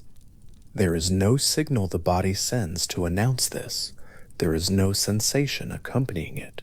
The cell simply begins to move, pressed gradually upward by the production of new cells beneath it, rising through the layers of the skin the way sediment rises in a slow current, not quickly, not dramatically, but steadily and without pause. This is happening right now on every square centimeter of the body's surface, not in one location, not in response to any particular event, but everywhere at once, continuously, the deepest layer of the skin producing new cells and pressing the older ones upward through a sequence of transformations that ends at the surface. By the time a keratinocyte arrives there, it is unrecognizable from what it was when it began. It has lost its nucleus. It has filled with a tough, fibrous protein. It has become flat and dry and interlocked with its neighbors in a dense overlapping arrangement, part of a surface layer that sheds itself at a rate of approximately 30,000 to 40,000 cells per hour. Those cells fall away so quietly, in fragments too small to see, that the whole process completes itself without ever once being noticed by the person it is happening to. Over the course of a human lifetime, this cycle completes itself approximately 1,000 times. The same process, the same duration, the same quiet ascent and quiet departure, repeated from birth until very old age. The skin at any given moment is not a fixed surface. It is a surface in the process of becoming the next version of itself, the one that will be shed in 4 weeks, replaced by cells that are at this moment still forming at the base, still beginning their slow transit upward through the layers. There is a particular structure in the deepest layer of the fingertip, tiny, encapsulated, shaped something like a small coiled capsule embedded in the dermal tissue just beneath the skin's ridged surface. It is called a Meissner's corpuscle, and the fingertips are packed with them more densely than almost anywhere else on the body. The lips carry them in high numbers as well, and the eyelids. These structures are not pressure detectors in the way that phrase is usually understood. They are not waiting for sustained contact, for the steady weight of an object held in the hand. They respond most strongly to change, to the beginning of contact and the end of it, to the edge of a surface, to a ridge or a groove passing under the skin. When the fingertip moves across a rough surface, these receptors fire most actively at the moments of transition, when the ridged texture begins, when it ends, when a small irregularity breaks the pattern. Each brief irregularity becomes a brief electrical signal. The cumulative pattern of those signals arriving along sensory fibers within milliseconds is what allows the fingertip to distinguish between a fine-grained wood and a coarser one, between the texture of paper and the texture of cloth. A person reading Braille is using this system, each raised dot producing a small burst of activity in the Meissner's corpuscles beneath the reading fingertip as the pad of the finger moves across the page, the dots registering not as sustained impressions, but as a sequence of contact and release, contact and release. The corpuscles themselves change over time. In older skin, the number of Meissner's corpuscles decreases and the density of their distribution thins. This is part of the reason that fine texture discrimination tends to become less precise over decades. The architecture was always there, always running, always translating the physical world into electrical language. But like most things in the body, it runs at its peak during the earlier decades, and then very slowly, and without any particular announcement, begins to thin. The skin's surface is also a place of color, not in a single fixed way, but in at least two distinct ways that happen at different times. When ultraviolet radiation falls on the skin, it encounters melanin, a pigment already present in the upper layers of the epidermis, produced by specialized cells called melanocytes. Within minutes, that existing melanin darkens through a process of oxidation, a rapid response, a shift in the pigment that is already there. This is the first response, and it is fast. It fades. The second response takes longer to arrive. Over the following 48 to 72 hours, the melanocytes in the base of the epidermis begin synthesizing new melanin in larger amounts and then distributing it outward. A single melanocyte sits among dozens of neighboring keratinocyte cells, and it extends thin projections outward to each of them, transferring melanin granules through those projections into the keratinocytes surrounding it. Each granule taken up and arranged inside the receiving cell in a way that positions it above the cell's nucleus, as though shielding it. The keratinocytes then carry that transferred melanin upward as they begin their slow 27-day ascent through the layers of the skin, and the effect across the whole surface is what eventually becomes visible as a deepened tone. What is perhaps less expected is that every human being carries approximately the same number of melanocytes regardless of their natural skin tone. For the variation in baseline skin tone that exists across different populations and individuals is not a matter of how many melanocyte cells a person has, but of how much melanin those cells produce and transfer, and of the size and distribution of the granules they make. The same cell type, present in the same numbers in every human skin, producing different amounts of the same pigment. The range of human skin tones arising from that single variable, adjusted across populations and across seasons, across individuals, and across a lifetime. Light has one more property worth holding in mind. When sunlight falls through a glass window onto skin, the skin receives warmth. It receives visible light. The wavelengths of UVA radiation pass through glass without difficulty, reaching the skin and penetrating into its deeper layers.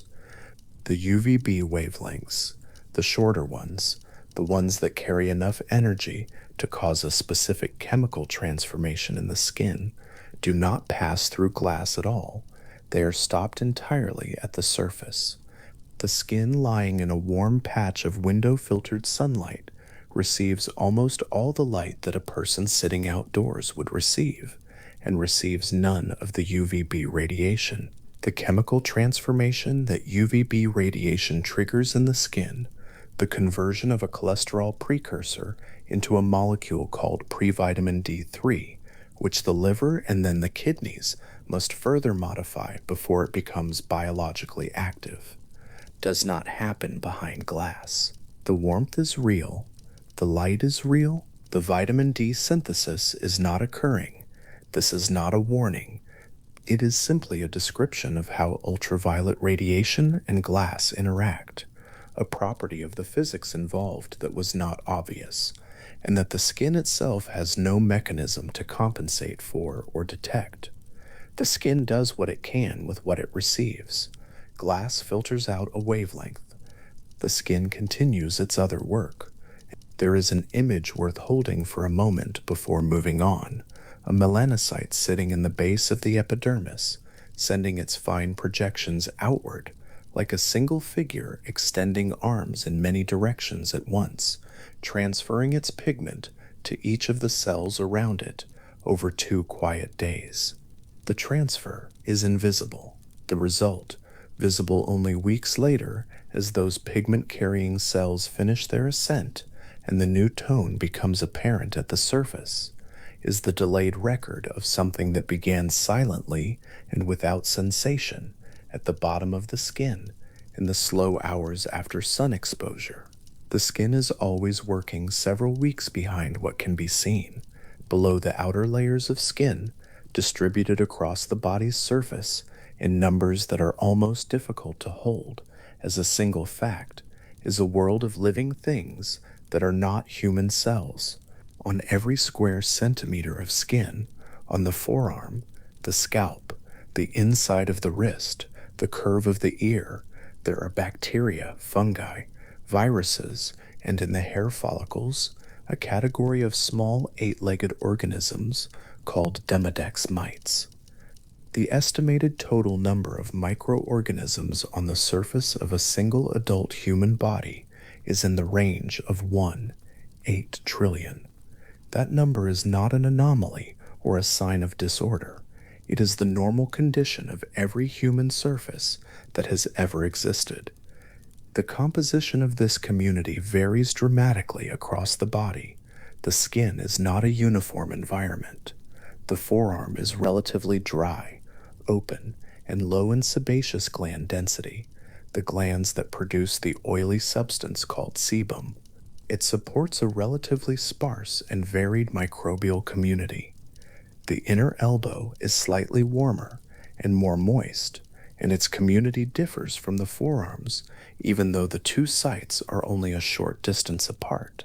The scalp is rich in sebaceous glands, producing a lipid-rich environment that supports specific organisms, particularly species in the genus Malassezia, which can metabolize sebum as a nutrient source in very high densities. The space between toes is humid and warm. The upper back is dry and broad. Each region is a different landscape, and different communities have established themselves across those landscapes in ways that reflect the specific conditions each zone provides.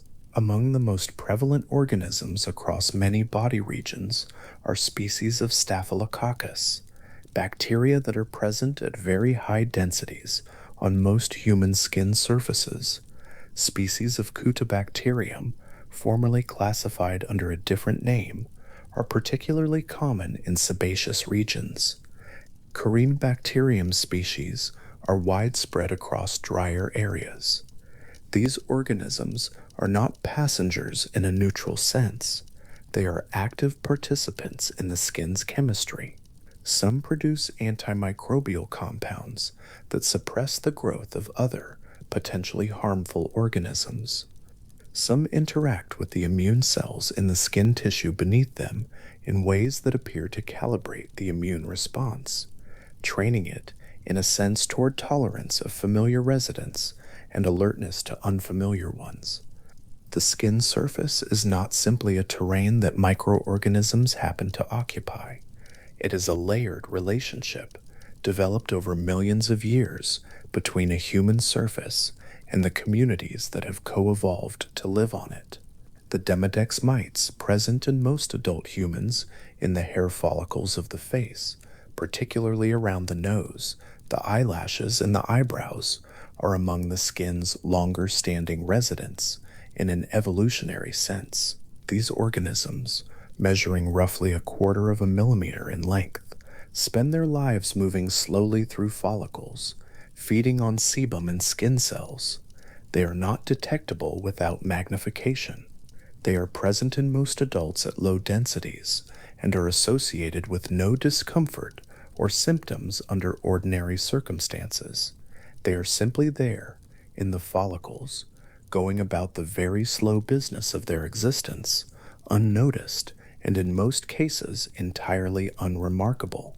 The way to think about all of this, the bacteria on the forearm, the fungi in the warm crease of the inner elbow, the mites moving through the follicles of the face, is the way one might think about a forest floor. The forest floor is not empty. It is dense with organisms of every scale, each one doing something in relation to its neighbors and its substrate, the whole community forming something that functions with more coherence than any individual organism within it could manage alone. The skin's surface is that kind of system. What lives there is not foreign to the body. It is, in an important sense, part of the body's extended operation, part of the immune conversation, part of the chemical environment, part of a set of relationships so long established that removing them tends to create problems rather than resolve them.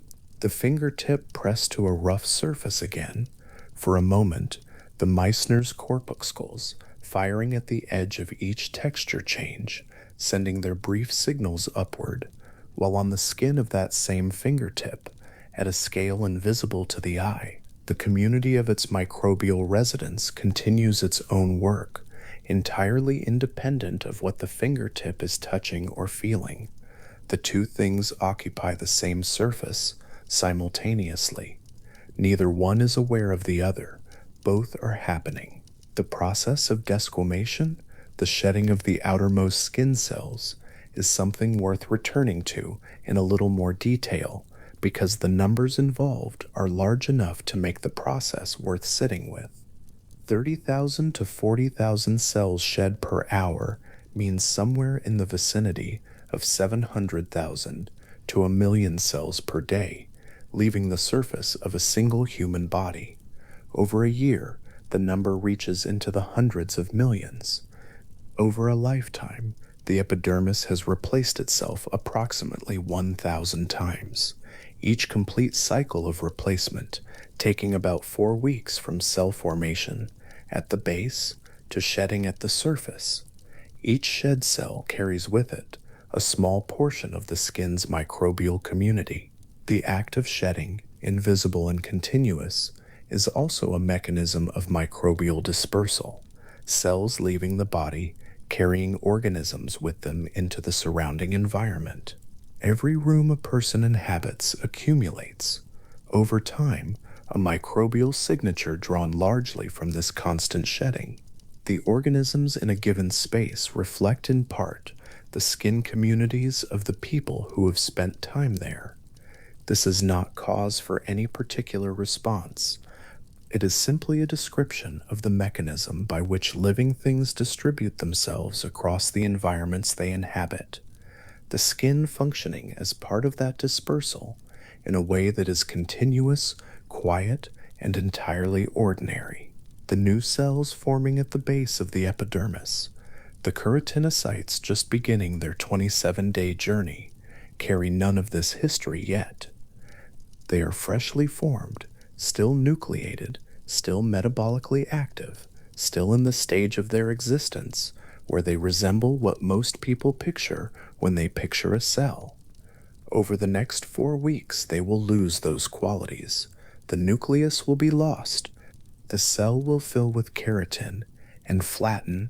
It will become the dry, interlocked, scale-like unit that makes up the outermost layer, the stratum corneum, and that layer, seen at high magnification, resembles nothing so much as overlapping tiles, each one fitting snugly against its neighbors, the arrangement forming a barrier that is not merely physical, but also chemical, electrical, and microbial. The stratum corneum is not dead in a simple sense. The cells within it have lost their nuclei and cannot replicate, but the layer itself performs active functions. It regulates water loss through its lipid content. It maintains a slight acidity that discourages the colonization of certain pathogens, and it interacts with the immune cells in the tissue below it in ways that are still being understood. The outermost surface of the body is a functioning barrier even after the individual cells composing it have completed the last stages of their transformation and are waiting calmly to shed. Somewhere on the inner side of the wrist, where the skin is thinner and the veins beneath it are faintly visible, the Meissner's corpuscles are fewer in number than in the fingertip, but still present. The skin there is still producing cells at its base, still moving them upward through their 4-week progression, still shedding the outermost ones at a rate of thousands per hour. The melanocytes there are still monitoring the environment, still ready to respond to ultraviolet radiation with their 2-phase pigmentation process, still distributing their granules outward to surrounding cells in the slow, silent transfer that takes place over 2 days following sun exposure. The microbial community on that surface of wrist is a slightly different one than the community on the fingertip, because the conditions there are slightly different, cooler on average, less subject to friction, less exposed to the range of surfaces the fingertip contacts. The skin is not a single environment. It is a collection of environments, each defined by temperature, moisture, sebum production, follicle density, and mechanical use, and each supporting a community shaped by those conditions. The boundary between the body and the world is not a sharp line. It is a layered zone, several cells thick at its most active, inhabited by organisms that are neither fully part of the body nor fully outside it, performing functions that the body has come to depend on over timescales longer than any individual life. The ultraviolet light that falls on the skin on a summer afternoon initiates, in the cells just below the surface, a chemical conversion of extraordinary precision. The cholesterol precursor present in the skin is not transformed at random. UVB photons of a specific wavelength, around 290 to 315 nanometers, carry exactly the right amount of energy to break a specific bond in the ring structure of the precursor molecule, converting it into pre-vitamin D3. This molecule then undergoes a thermal rearrangement, driven simply by the warmth of the skin, into vitamin D3 itself. The liver receives this molecule and adds a hydroxyl group. The kidneys receive the result and add another. Only after both of those modifications does the molecule reach its biologically active form. The skin initiates the process. The rest of the body carries it forward through 2 further stages. The whole sequence, from sunlight on skin to active vitamin, spans multiple organs and takes days. Glass stops the whole sequence at the very first step, before it has begun, by absorbing the UVB radiation that would otherwise have initiated the bond breaking in the skin. The warmth that comes through the glass is infrared radiation, which glass transmits freely. The visible light that comes through is also largely transmitted, but the UVB wavelengths, carrying the specific energy needed for that initial chemical step, do not make it through. The skin on the other side of the glass receives sunlight in almost every way except the one that starts the vitamin D synthesis. This is one of many properties of the skin that is not perceptible to the person inside it. The skin has no mechanism for sensing whether the ultraviolet radiation reaching it includes UVB or not. It has no way to know from its own internal state that the synthesis has failed to begin. It continues its other work, producing new cells, moving them upward, shedding the old ones, maintaining its microbial community, regulating its water loss, regardless of what any particular wavelength of light is or is not doing. The melanocytes distribute their pigment. The Meissner's corpuscles respond to the edges of textures. The keratinocytes make their slow ascent. The bacteria on the surface of the forearm produce their antimicrobial compounds. The mites in the follicles of the face move at their imperceptible pace through their follicular environment. None of these processes are in communication with each other in any direct sense. They are separate systems, operating at separate scales, on the same surface at the same time. The body's surface, held at that level of attention, is less like a wall and more like a landscape, varied, inhabited, active at multiple scales simultaneously, performing dozens of distinct operations in parallel without any central coordination of the kind that would be visible from outside. What is visible from outside is simply skin, the color and texture of it, the way it moves with the body beneath it, the occasional evidence of its renewal in the slight roughness of dry winter skin, or the tan that develops slowly over a week of sun exposure. The operations producing all of those visible qualities are happening at a scale and at a depth that is entirely out of view, entirely continuous, and entirely indifferent to being observed. For a moment, consider the forearm again, the specific patch of skin on its outer surface, perhaps 6 centimeters wide and 10 centimeters long. At the base of the epidermis in that patch, new keratinocytes are forming. In the layers above the base, the cells produced 3 days ago are moving upward, still nucleated, still metabolically active. The cells produced 12 days ago are further up, beginning to flatten and lose their internal structures. The cells at the surface have been there perhaps 20 to 25 days and will shed within the next few days, carrying with them whatever bacteria and fragments of the surface environment they have accumulated. The melanocytes in the base of that patch are in their resting state, the melanin they produce being transferred at a steady baseline rate to surrounding cells. The Meissner's corpuscles in that specific region are fewer than in the fingertip, but still present, responding to any light touch or change in surface contact.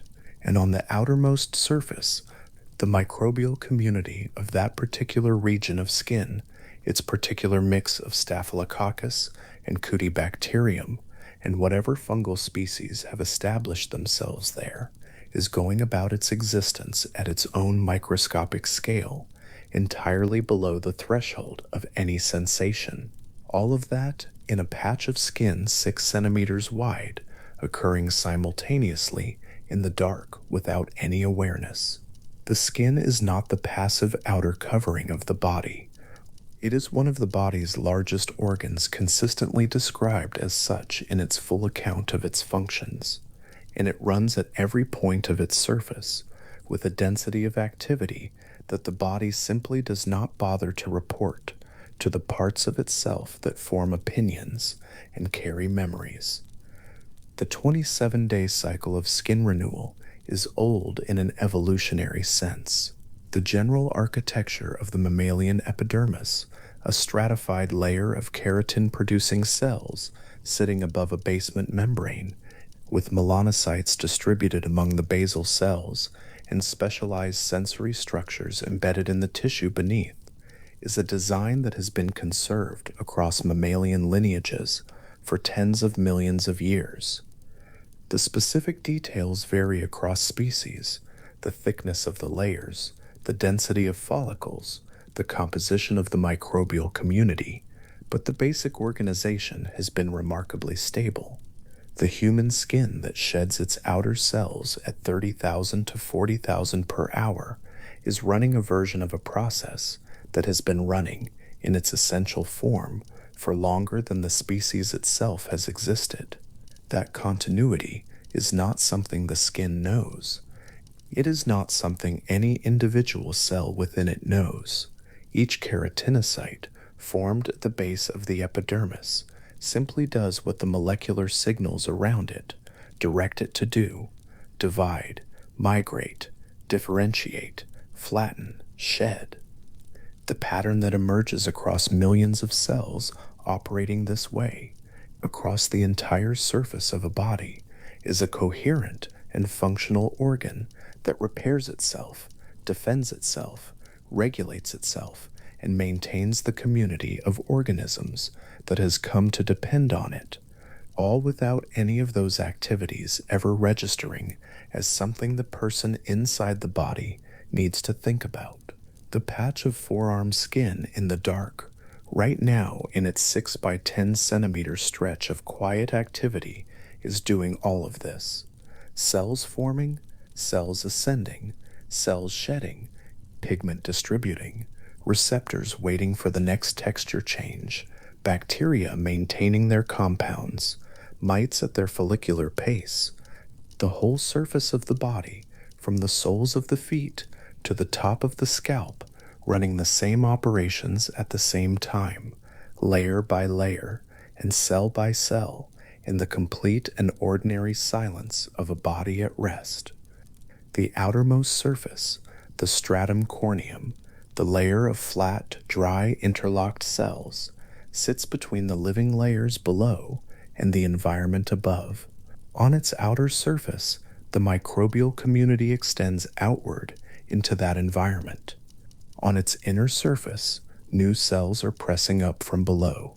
The layer itself is in the process of being continuously replaced from beneath, while being continuously shed from above.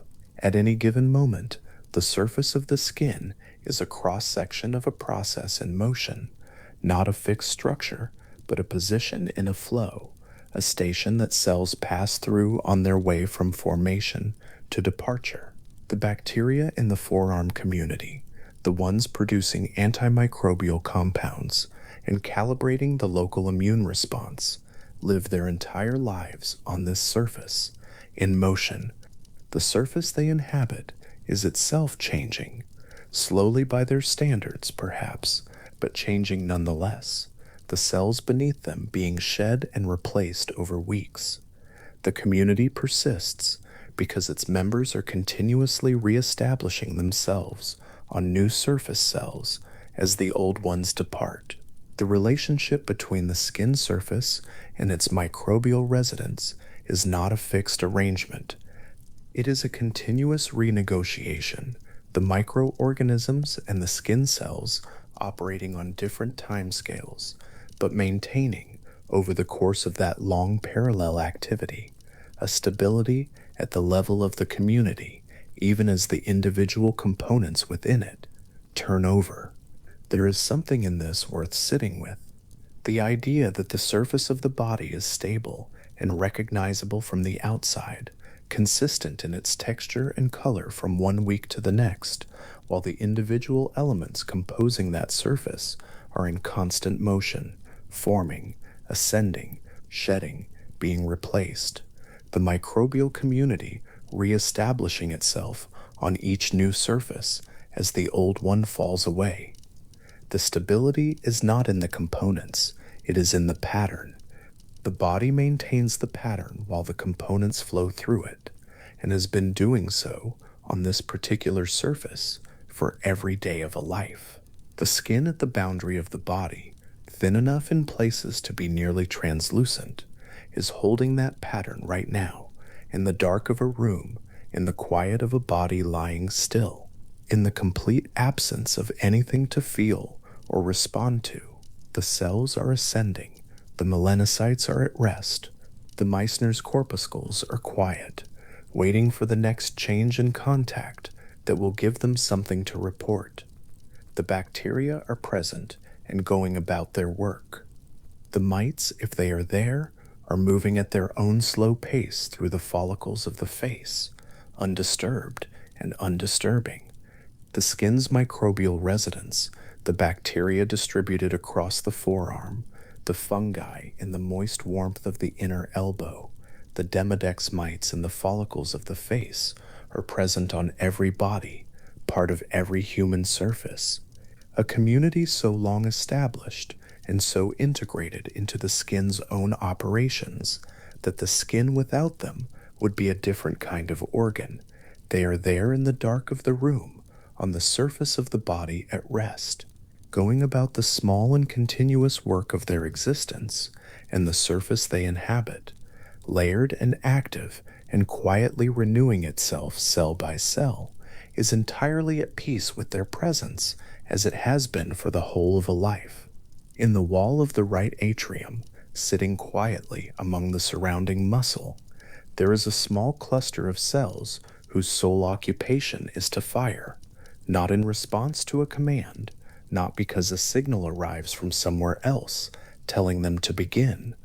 They fire because firing is what they do, because the chemistry of their interiors builds toward a threshold and then releases over and over at a rate of somewhere between 60 and 100 times each minute, and has done so without pause since before a person draws their first breath outside the womb. The cluster is not large. It occupies a space smaller than a pea. Its cells are specialized in a way that sets them apart from the ordinary muscle tissue surrounding them, and what makes them particular is precisely this: they do not wait for instruction. From that small cluster, each impulse moves outward through the heart muscle in a wave. It travels first downward through the walls of the upper chambers, spreading evenly, and then pauses at a second node that slows and coordinates the signal before sending it on into the thick walls of the lower chambers, which contract in response and push blood forward into the body's two great circuits, one toward the lungs, one toward everything else. The entire sequence, from the first firing to the final contraction, takes less than a second.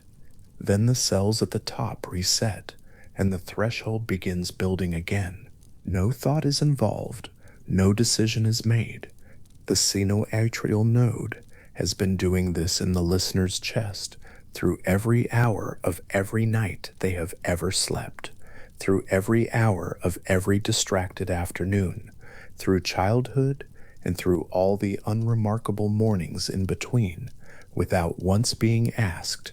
There is a way of knowing this fact intellectually, understanding that the heart has its own electrical system, and then there is the slower, different thing that happens when the fact is held quietly. The heartbeat, which is felt as something belonging to the self, something intimate and interior, is being generated by cells whose operation requires no contribution from the mind at all. A heart removed from the body and placed in a warm, oxygenated, nutrient-rich solution will continue to beat.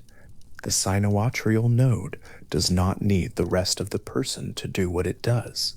It simply continues. That continuity has a scale worth sitting with. At a resting rate of around 70 beats per minute, the heart completes roughly 100,000 contractions in a single day. Over a span of 70 years, that number accumulates to somewhere in the region of 2.5 billion contractions, each one produced by muscle cells that do not fatigue in the way skeletal muscle does. each one sustained by an energy supply so efficient and so continuously maintained that the heart can extract a far higher proportion of oxygen from its own blood supply than almost any other tissue in the body. The cells doing this work, the cardiomyocytes, the true contractile units of the heart muscle, are packed internally with mitochondria in densities that other tissues do not approach. Rows of them run alongside the contractile fibers, long and ordered, producing energy in a continuous stream, one contraction following the next without the accumulation of the debt that makes a sprinting leg eventually give out. At rest, the coronary arteries deliver blood to the heart muscle, and the cardiomyocytes extract from that blood approximately 70% of the available oxygen. Most tissues take far less. They work at a comfortable margin and leave plenty behind. The heart works close to its oxygen ceiling, even during the ordinary business of an afternoon. When demand rises during exertion, the heart cannot simply extract more oxygen from each passing unit of blood the way other muscles can, because it is already extracting most of what there is. Instead, the coronary vessels widen, and blood moves through them faster, delivering more supply to meet the rising need. The system has, built into it, this particular design, running always near capacity, compensating not by drawing deeper on what arrives, but by calling more of it forward. That a system running so close to its limits should sustain 2.5 billion cycles without stopping is the kind of thing that sounds, on first encounter, like it requires explanation. The explanation is mostly in the mitochondria, in the sheer density of energy-producing machinery packed into each cardiomyocyte, and in the continuous, high-priority blood supply the heart maintains for itself through its own vessels. The heart never waits in line for its oxygen. The coronary circulation delivers first, and the rest of the body receives from what remains. The vessels carrying that blood, and all blood, everywhere, have a combined length that the mind resists holding steadily. If every blood vessel in an adult human were removed and arranged end to end in a single unbroken line, that line would extend approximately 60,000 miles. The figure tends to pass through the mind without settling, because there is no easy frame for it. 2.5 times the circumference of the earth. Placed end to end, the vessels of a single person would circle the planet at the equator, make that full circuit, and then begin it again, and still not be done. The immensity of this is not held anywhere in ordinary experience. It is not felt during a long day or a long walk, and yet it is the actual measure of what the cardiovascular system contains. The reason the number is so large is not the large vessels. The arteries and veins, though numerous, account for a small share of the total length. The immensity comes from the capillaries, the smallest vessels, the ones narrower than a single human hair, so fine that red blood cells must pass through them, one at a time, pressed into thin discs by the diameter of the passage. These capillaries are distributed through the body's tissues in such density that virtually every cell in the body is positioned within a few cell widths of one. Oxygen diffuses outward through the capillary wall into the surrounding tissue, and carbon dioxide diffuses inward, the exchange taking place across a barrier so thin that the distance involved is almost no distance at all. A single capillary threading between two muscle cells in the calf is delivering oxygen and collecting carbon dioxide at this moment.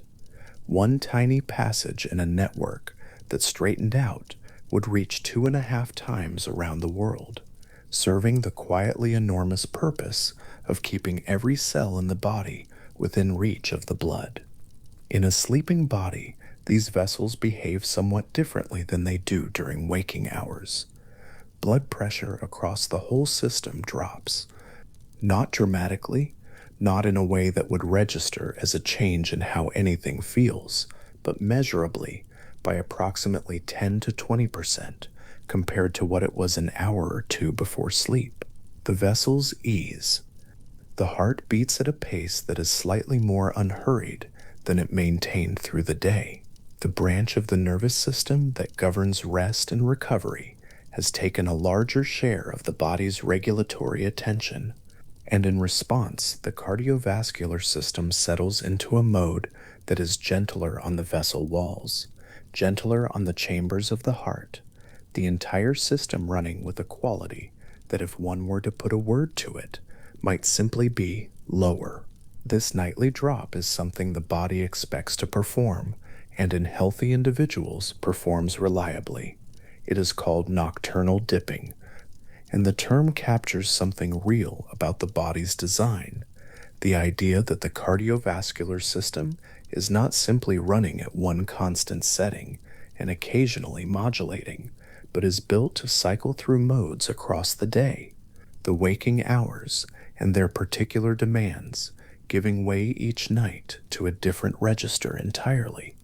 The body has been designed at some deep level of its architecture with the night factored in. The body lying in the dark right now has already begun this shift. The pressure in the vessels is already slightly lower than it was. The heart's rhythm has already settled into the gentler cadence of sleep.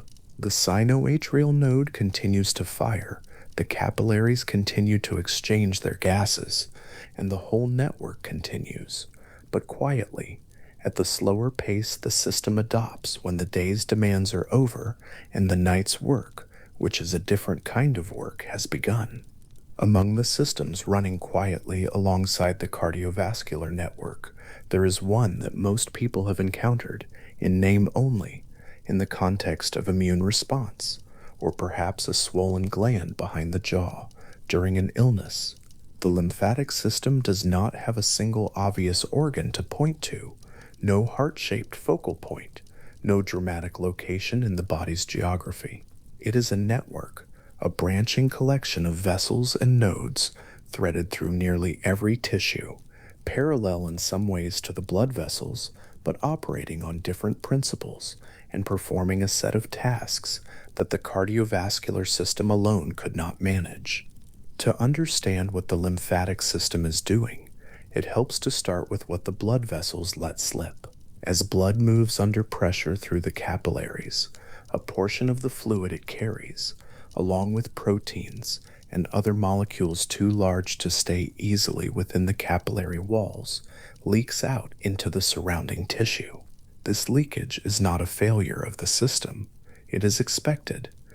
It happens continuously at every capillary bed in the body as a natural consequence of the pressures involved in moving blood. But that leaked fluid needs to go somewhere. If it accumulated in the tissues without being collected and returned, the result would be progressive waterlogging, the gradual, uncomfortable swelling of the body's soft tissues under the weight of fluid that had nowhere to go. The lymphatic system collects this fluid, beginning in the finest lymphatic capillaries, which are open-ended in a way that blood capillaries are not, allowing fluid to enter freely.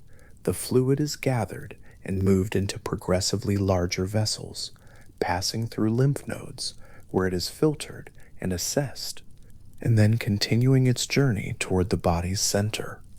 The whole collection travels upward and inward through a network whose largest single vessel, the thoracic duct, runs close to the spine through the chest, gathering the lymph from the lower body and left side, and then delivering it quietly back into the bloodstream near the point where the left subclavian vein meets the jugular. The thoracic duct moves its contents without a dedicated pump. The heart does not move lymph. Instead, the lymphatic vessels rely on the small valves built into their walls, which allow fluid to move forward and prevent it from sliding back, and on the pressure generated by the body's own breathing and by the movement of the muscles surrounding the vessels. Each breath taken expands the chest and creates a slight pressure gradient that encourages lymph to move forward. Each contraction of the muscles near a lymphatic vessel gently squeezes it, urging its contents along. The system is propelled, in other words, by the body's most basic and continuous acts, breathing and moving, rather than by any dedicated driving force of its own. In a sleeping body, breathing continues. The diaphragm descends and rises, descended and rises, in the slow and easy rhythm of sleep, and with each descent, it nudges the lymph in the thoracic duct forward, a fraction of a centimeter at a time. The duct does not empty itself all at once. It moves at the pace the body's breathing allows, which during sleep is an unhurried pace, the contents arriving at the bloodstream steadily and without announcement, the way a slow stream arrives at a larger river, adding its volume to the whole, becoming indistinguishable from it. The distinction between the stream and the river dissolved. The lymphatic system's tasks extend beyond fluid recovery. Threaded through the lymphatic network are the lymph nodes, small bean-shaped structures positioned at intervals along the vessels, concentrated in particular regions, like the neck, the armpits, the groin, and the abdomen. Every unit of lymph that moves through the system passes through at least one node, usually more. Inside each node, immune cells wait and evaluate the passing fluid for signs of things that should not be there, fragments of bacteria, damaged cells, unusual proteins. The nodes are not passive filters, they are active stations where immune responses can be initiated, where the cells responsible for recognizing a threat can meet the cells responsible for responding to it. At the same time, in the lining of the small intestine, a particular class of lymphatic vessel is doing a different kind of work. The lacteal's slender lymphatic channels running into the center of each of the intestine's finger-like villi are absorbing dietary fats that have been processed during digestion into particles too large to enter the blood capillaries directly. These fat particles move instead into the lacteals, which carry them into the lymphatic system and eventually deliver them to the blood, merging with the circulation at the thoracic duct. The meal consumed hours earlier, the fats from it already absorbed in the small intestine have already entered the lymphatic vessels and are making their slow way toward the bloodstream. Digestion, in this sense, does not end with the gut. It continues in the lymph, moving through the chest, arriving at the heart. One of the remarkable qualities of the lymphatic system is how seldom it announces itself during the body's ordinary operations. The cardiovascular system makes its presence known through the heartbeat, through the pulse that can be felt at the wrist or the throat, through the flush of blood to the face in the cold or the heat. The lymphatic system offers none of this. It moves without sound, without rhythm, without any sensation at the surface. A person might go a lifetime without once thinking about their thoracic duct, without knowing it exists, while it continues its steady work of collecting and returning, night after night, the body's quiet overflow. The relationship between the cardiovascular and lymphatic systems is, in this way, complementary in a deep and practical sense. The blood delivers, the lymph recovers, the heart's pressure drives fluid out of the capillaries into the tissues, where it does the work of nourishing and bathing the cells that live there, and the lymphatic vessels gather the remainder and bring it home. It is a loop that closes over and over through every hour of every day, most of it invisible, none of it requiring anything from the mind that contains it. The capillaries themselves, in their enormous number and their extraordinary fine distribution through the body's tissues, are worth pausing on. They are so numerous that the 60,000 mile figure is mostly their length. The arteries and veins, though visible and physically present in surgery and anatomy, are a relatively small portion of the total. The capillaries are everywhere, in the muscle of the heart, running alongside the cardiomyocytes in their dense rows, in the walls of the intestine, receiving the products of digestion, in the dermis of the skin, keeping the cells of the deeper layers alive, in the membrane surrounding bone, in the outer layers of the organs, in the connective tissue, filling the spaces between larger structures. The body is threaded through with this fine mesh in a way that can only be appreciated statistically because no single capillary is visible and the whole network cannot be seen at once. What can be imagined, perhaps, is a single cross section, a slice through the muscle of a calf, taken at arbitrary depth and examined at the scale where individual cells become visible. In that slice, amid the parallel columns of muscle fiber, there are capillaries, not one or two, many distributed with a regularity that reflects the maximum diffusion distance. Oxygen can travel through tissue before the cell it needs to reach will not have enough. The spacing of the capillaries is in this sense a direct physical record of oxygen's limits. The body has grown vessels wherever oxygen cannot reach on its own. The mesh is the shadow of a physical constraint made permanent in living tissue. A similar principle holds in the heart, where oxygen demand is so high and extraction so thorough that the coronary capillaries are especially dense. The cardiomyocytes, with their rows of mitochondria burning through oxygen at a rate no other tissue sustains, are served by a capillary network whose density reflects their extraordinary need. The heart's vasculature is not simply adequate, it is specifically fitted to what the heart does, grown in response to the same demands it now serves, shaped over the long course of development by the actual work the organ performs. That fitting, the correspondence between the structure and the need, runs through the entire cardiovascular system in ways that become apparent when they are pointed out and then impossible to unsee.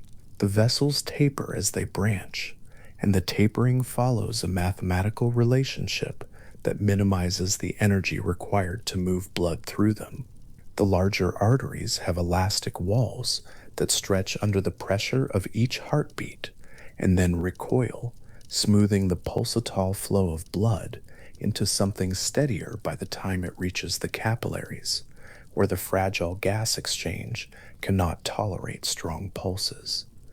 The valves in the veins, the flaps that prevent blood from falling backward under the influence of gravity in the lower limbs, are positioned at intervals calibrated to the pressures involved in moving blood upward through the body. Everything in the system is shaped by something the system needs to accomplish, and the shaping is specific rather than approximate. In the sleeping body, the sinoatrial node is still firing. At this hour, it fires a little more slowly than it did in the early afternoon, and the impulse that spreads outward from it moves through muscle that is not about to be called on for heavy exertion, through vessels whose walls have relaxed slightly under the parasympathetic shift that sleep brings, into a circulatory network that is running at its nightly lower register. The blood pressure is down, the heart rate is down. The vessels have taken on the quality they take on each night, a gentle easing, the whole system moving a step away from readiness and a step toward the slower mode that belongs to dark hours. Blood is moving through the coronary arteries at this slower pace, delivering oxygen to the cardiomyocytes, which extract their share and contract in response, which produces the heartbeat that moves the blood forward, which carries oxygen to the coronary artery, which deliver it to the cardiomyocytes. The loop closes. It has been closing without interruption since before birth. In the particular stillness of a sleeping room, in the dark, the loop continues as it always has, unhurried, automatic, precise. Through the capillary walls, in the tissues of the body that are lying still, the exchange of gases continues, Oxygen crosses outward, carbon dioxide crosses inward. The fluid that has leaked from the capillaries into the surrounding tissue is being collected at the open ends of the lymphatic capillaries and drawn forward through the lymphatic vessels by the rhythm of slow breathing. The thoracic duct, running close to the spine through the chest, is carrying its pale contents upward, driven by each breath, the contents arriving at the subclavian vein, with the quiet persistence of water finding its level. The heart at the center of all this, the sinoatrial node firing, the impulse spreading, the muscle contracting, the blood moving out into the aorta, and from there into the branching tree of arteries, into the arterioles, into the capillaries, and then into the venous return, is performing, right now, the same act it will perform in an hour and in 4 hours, and at whatever moment the next morning begins. It does not know the difference between sleep and waking. It does not know that the room is dark or that the body it serves is at rest.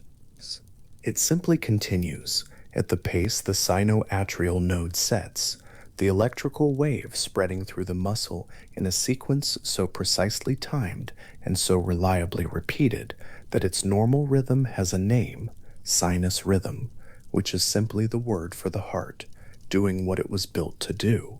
There is something in this that invites a particular kind of rest. The body does not need the mind's participation to carry out the work of staying alive. The heart does not need attention paid to it. The capillaries do not need monitoring. The thoracic duct does not require any contribution from the person whose chest it runs through. These systems are, in the deepest sense, self-contained, operating on timescales and in spaces so far below the level of ordinary awareness that the mind can be entirely absent, entirely dissolved into sleep, and every vessel will continue doing exactly what it was doing before. The 60,000 miles of vessel will still be present in the morning.